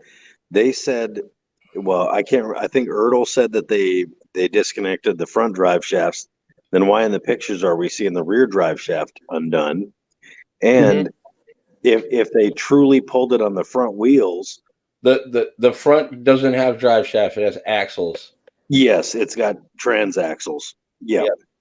So if that's the case and they pulled it from And- the rear, then No, why was the rear axle? Tires to disconnect the axles. What's that? You need to remove the front tires, the brake assembly, all that. Get the axles out. Yes, on the front. The rear the rear drive shaft. That's Yes. 4 bolts and it drops. Yes. Yep, just a U joint. So, and he made a good point there, and so that's a part of perjury right there. It's not possible with that being an all-wheel drive vehicle. So, and this goes to the point, Kelly, where there is some dispute as far, we understand what you're saying about why would they do this. Well, why would they lie about the fact that you could not actually, if they disconnected the rear drive shaft, they could not actually pull that. They could with a winch, yes, a high enough power winch, but all it would have done would drag the front wheels because they were not disconnected unless it was opened and put in neutral. Even if your car's not in neutral, the tow truck would have no issues whether your car was on pavement, blacktop, gravel, grass. It will pull it onto the back of the flatbed. Yes, it will. There'd be no reason to disconnect the drive shaft whatsoever. No, So, but what? The drive shaft was disconnected when it was drove on the property. Yes, But what difference does? I don't get it though. What difference does it make though? So if it's so you're saying that it can't be done that way. So does it matter if it was another RAV? What's the difference between it being her RAV and a fake RAV? How would this make any difference? They disconnected the front drive shaft, but the front drive shaft it's axles. The rear drive shaft is disconnected in the picture. Yeah. So this goes to the point of like what you were saying, Kelly. Why would they switch this? Well, why would they lie about the fact of how they put it on the trailer? Because number one, if they would have taken proper pictures, if they drug that with the rear drive shaft, there would be 2 tire tracks being drugged right through the mud because we know there's mud. We know there's mud there. You look at the side of the RAV, there would be 2 really, really heavy grooves carved into the dirt because the winch would have pulled that truck up because they would have been pulling, the rear end would have been raised up and they would have had cables or straps tied to the rear axle or the rear axle pulling that up into the trailer. So that's where I get that. It is perjury, and I don't know why they would do that, but I see how it makes no difference how it would make it a second RAV. What it would do to make it a 1 RAV, 2 RAV, and it makes no difference. They got it off. They got it off the salvage yard regardless. However they did it, because it's still not fucking sitting there. So they got rid of it somehow. Whether that was up, low, dragged, slid, it doesn't change the fact whether it was 1 RAV or 2 RAV. I don't see where where I'm meant to be looking to see how this is changing the RAV. Because that car came from a junkyard.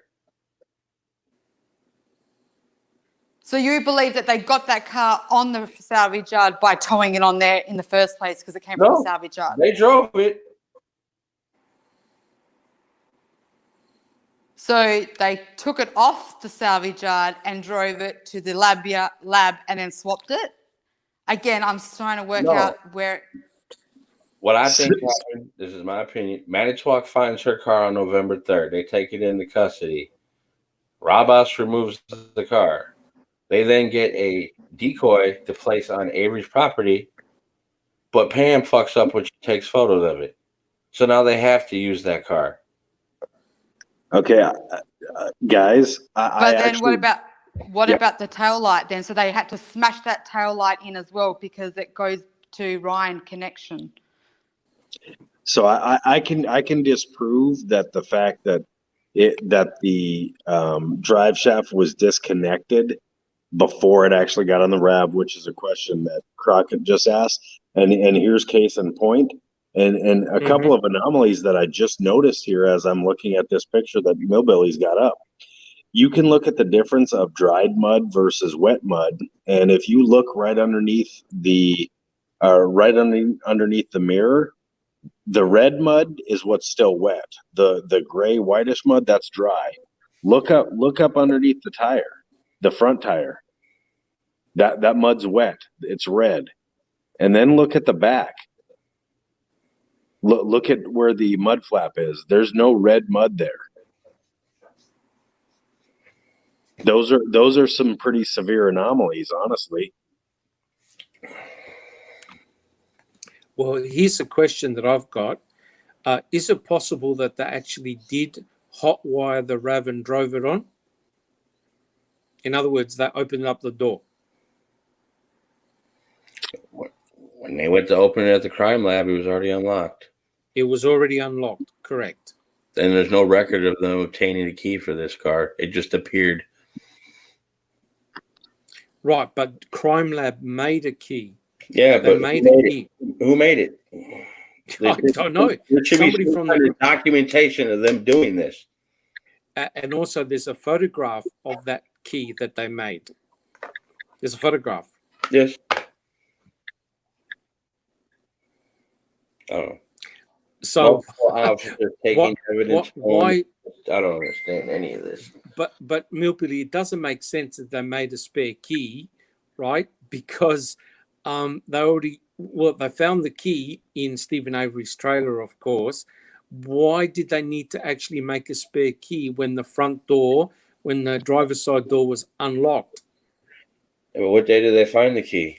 Read search warrants. It was the 7th. Well, Okay, so it was the 8th. correct. Okay, so there you go, guys. They lied about the key. So why is it significant that they lied about the car being towed away and how they did it? That doesn't change the fact that the key is a plant. You know what I mean? Like, they lie. It doesn't matter how they got the car off. It's a lie. They lie about freaking everything. They probably lie about lying about it being their car. No, they lied about having Stephen's DNA in the car. That's what it comes down to. It's not about the RAV. You're overlooking the big picture. It's not about her being her RAV. It could have still been her RAV on that car. It's what that blood needed to be in that RAV, so it looks like that Stephen went into that car. Not Stephen, her car. That's huge. Of course it's huge, but it's as big as Stephen's blood. If it is her car, if it's not her car, it's huge. Game over. If it is her car, but Stephen's blood wasn't in it, game over, because they could say, we towed that 2 weeks ago. Like, we don't know who's it from. There's all these people that live on that salvage yard. How could they say it was from Stephen? That blood, the most important part of that RAV is finding that blood in it, not the RAV itself. To get that blood, you needed to plant it in a real object that can't come undone, and that comes to the car. It's a real thing. They know that you can't dispute that. You can dispute the DNA in it, but you can't dispute the real object. Yep. And the other thing, of course, is if it's a fake RAV, then you have to put Teresa Horbach's blood in that RAV. You have to put Stephen Avery's blood in that RAV. But here's the kicker. You have to put 823 in the back of the back door. Now, you see, they probably didn't realize that there was blood near the door handle. So if that's the case, A23, that means that there are 3 genomic profiles on that RAV. If it's a fake RAV, how do you explain A23? Exactly. Why would they go and say there's an A23 in a RAV that they already know? They'd be like, get rid of that. That's not meant to be there. Just get rid of that. Yes. Why would they say, oh, we have another profile here on a car that we know is fake? But again, don't look over here. Look at the plate, the VIN plate that we've also tampered with that we've brought your attention to. Come on. Where's A23 come into play? Why would they put a DNA in there on a fake RAV?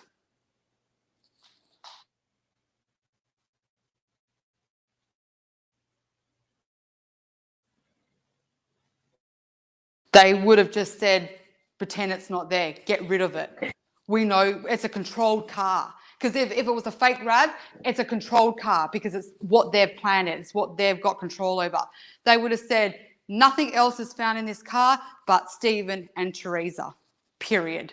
There would be no such thing as A23. It would have been off with the wind.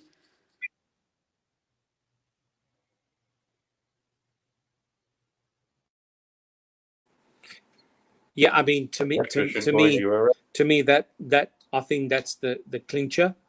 The fact that they found Teresa Hallbuck's touch DNA on the inner door handle, and the fact that A23 is in the back door handle, that clinches it for me that that's her car. I don't think that's a fake RAV. I think that's a real RAV, and we mustn't forget the fact that there is a spray.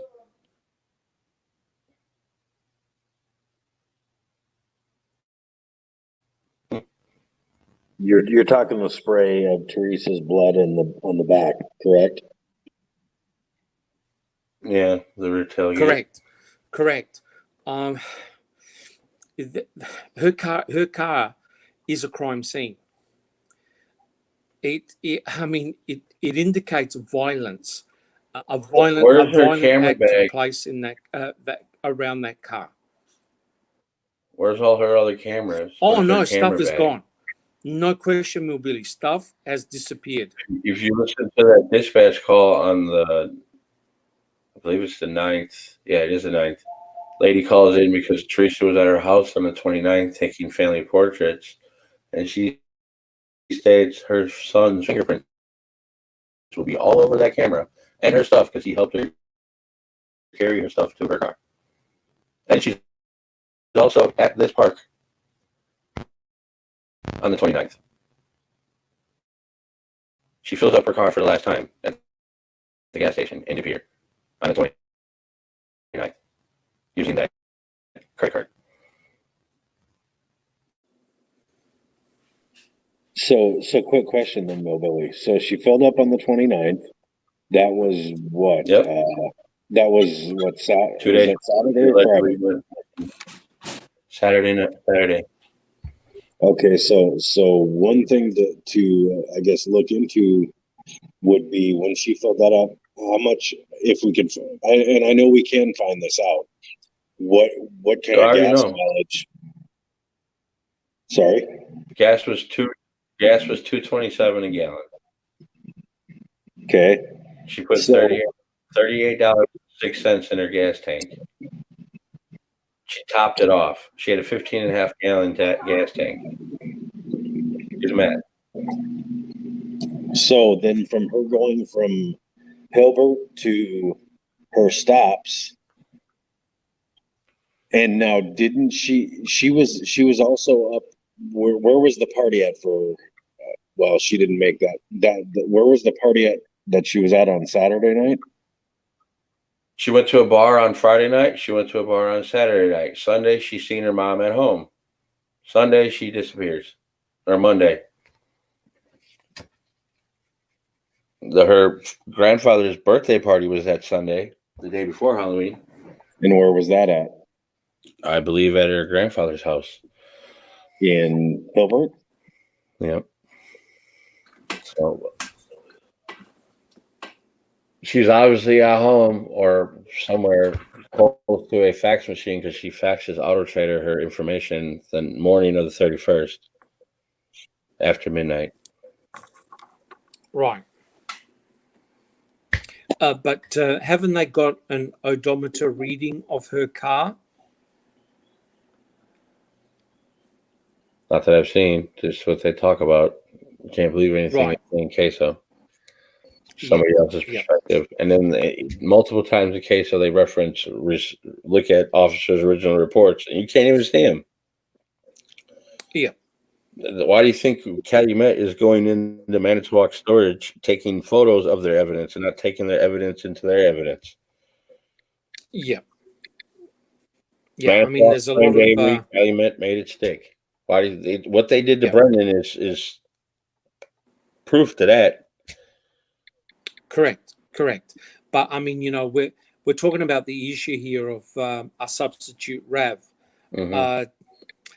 I do tend to agree with Kelly. I don't think a substitute RAV was necessary. The important thing is to put Teresa Horbach's RAV on the property with Stephen Avery's blood in there. That's all you need, and just walk away. That's all you have to do.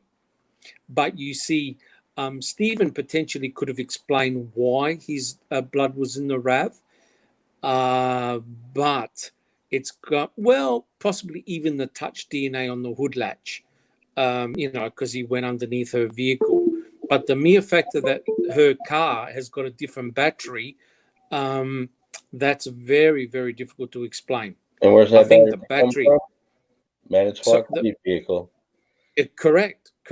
Zellner has proved that. Correct.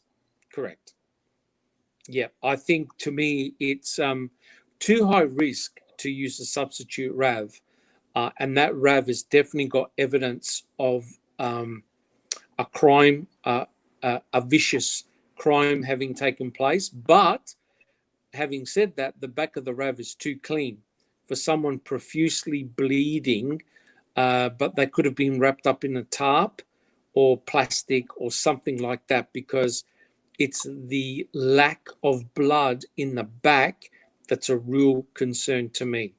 Something has been removed. I think a piece of carpet or a mat, that at the back it's too clean.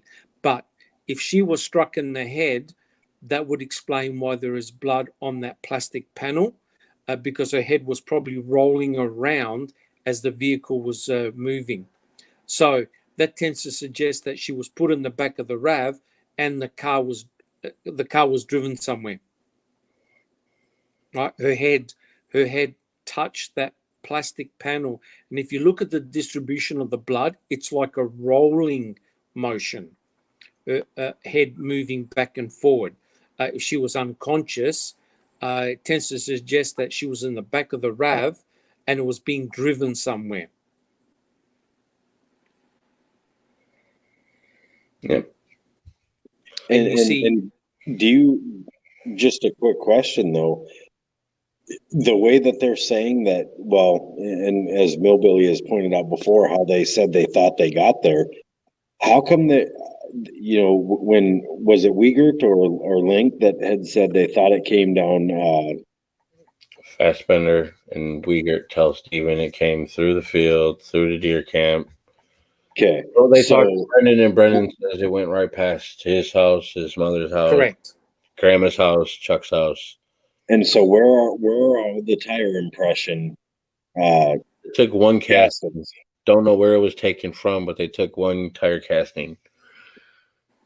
One, if they thought it came down that field road, do you not think that they could not have found a spot out there with the moisture of the dirt then? Do you not think that they could not have found a tire casting there? Or even, let's say, if there's a lot of clay there, usually clay will actually be thrown from the tires, and they could have seen a tire pattern to prove that it came down that road. They never did that either. What did William Siebert say? What did he see going into the quarry off Jambo Creek? If Fassbender and them say it came in that way, and then Brendan says it comes in a completely different way. Yeah. Multiple sightings of the RAV4 on the turnaround, and everybody they talk to, they start out talking about that, and then they twist it and try to get them to say something negative about Stephen Avery, especially Correct. Travis Weaver. None of them cops wanted to hear anything about. Even Earl bringing up the cops are framing him. They didn't want to hear none of that shit. They kept stressing the fact, oh, we're not Manitowoc.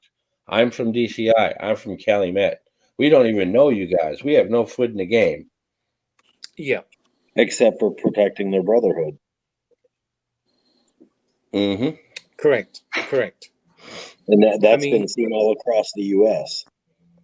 Yeah. One thing that Braun said is, in the reference to this conversation we're having, is it's the same as the report.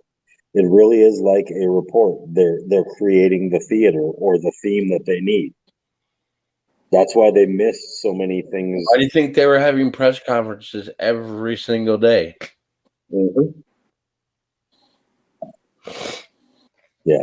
Like I said, I had the luxury to watch this shit play out in real time.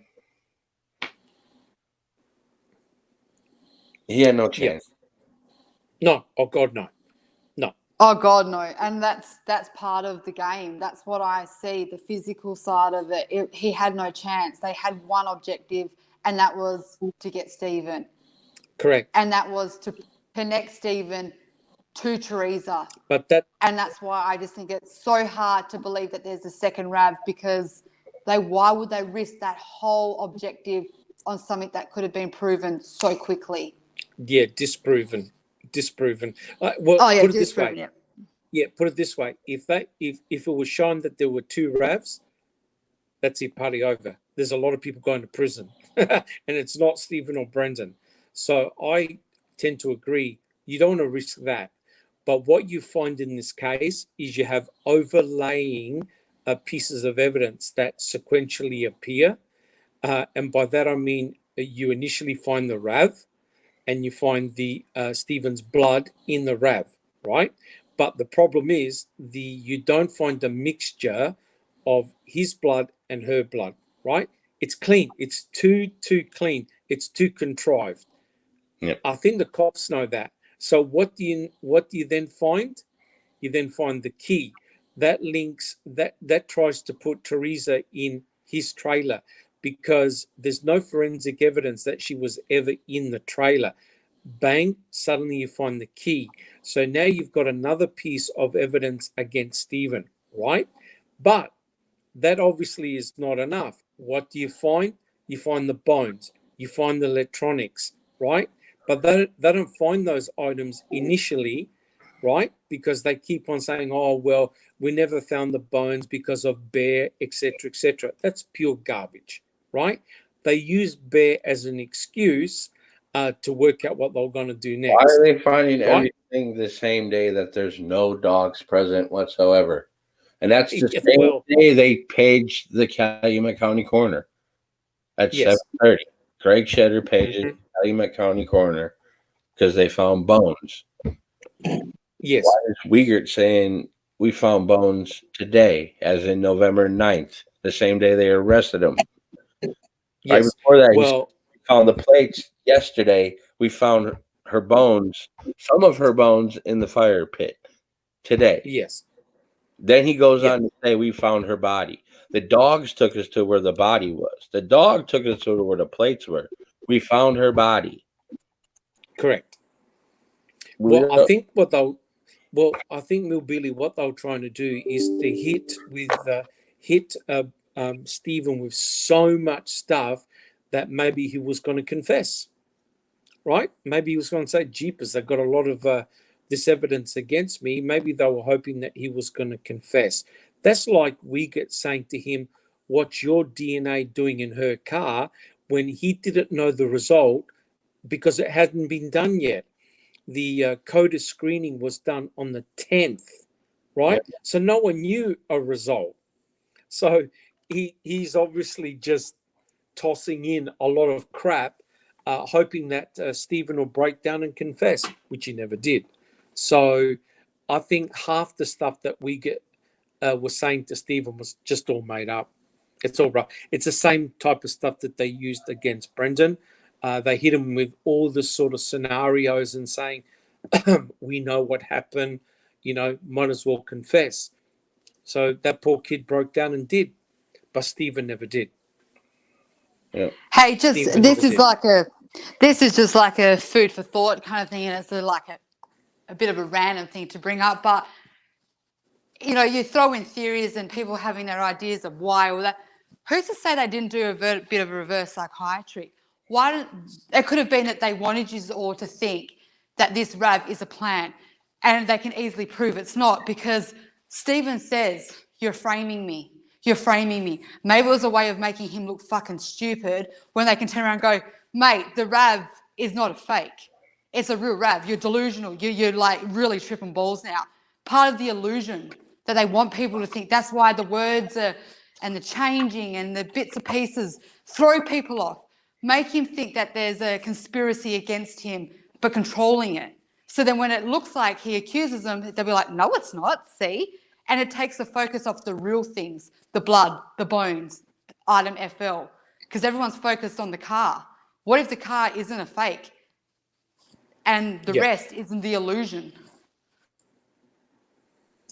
Well, I mean, you can set up the crime scene, right? If you're going to plant it, you set it up so it looks damning, and that's why you've got, like I said, Stephen Avery's allegedly his blood in the Toyota RAV4. Now, do we actually know whether it's his blood? All we've got is Cherie Cohen to vouch for that, right? She did the swapping. How do you know that? How do you know that Stephen Avery's blood? Is it the 99, the 98, the 97, or the 94? Sure. But all of that can be rechecked by re-swabbing the RAV if it's still there, and checking out the stamps which are imprinted in the RAV body. Right? You go back to the original factory, they'll tell you exactly when that car was made. Well, they let her test everything else she wanted to test, the blood vials, everything else. But when it comes to the RAV and that light, nope, you can't get it. Correct. Yeah, but they were going to. Well, it wasn't until Angie fucked them over. They led her to believe they were going to let her test it. That was a show. Says who? That's me. Look at proof. Fallon. Well, look at Fallon. look at the way that the civil suit went around. The Hallbox wanted to drop their civil suit, but Sikowitz was pressuring them to keep it going. What if they would have went through and in the civil suit found out that Stephen Avery's not guilty? That would throw a whole bunch of questions at his criminal case. Only difference between a criminal case, if you're found guilty, you can't be tried for the same thing twice. And so Kelly, the proof in the pudding really is that if it all leads to Fallon, as far as where you're saying, you know, how do we know that he was not being honest? Well, you look at the bones. He lied. He lied about the bones. They misinterpreted what was on the Dashi computer when they submitted their analysis to the defense. Yeah, exactly. So there's like 3 or 4 parts there. I mean, Fallon. You look at the trial. Yeah, but they let the jury be tampered with, and it was okay. And all they got was taps on the wrist. Oh, I get that, but that still doesn't mean that there's 2 RAVs. No, but what it proves is a pattern that they're lying, and they continue to lie. And they have to. Millbilly, they have to. They say. Millbilly, they have to. So, the whole thing is smoke and mirrors. They can't keep a story straight. That's the problem. If they know that the whole scenario is to set up Stephen Avery, the whole thing falls apart, right? And that's what Kathleen Zellner is going to do. She's going to take apart the state's case, and you know what's going to ultimately do it? It's item FL. Item FL will sink the state because it proves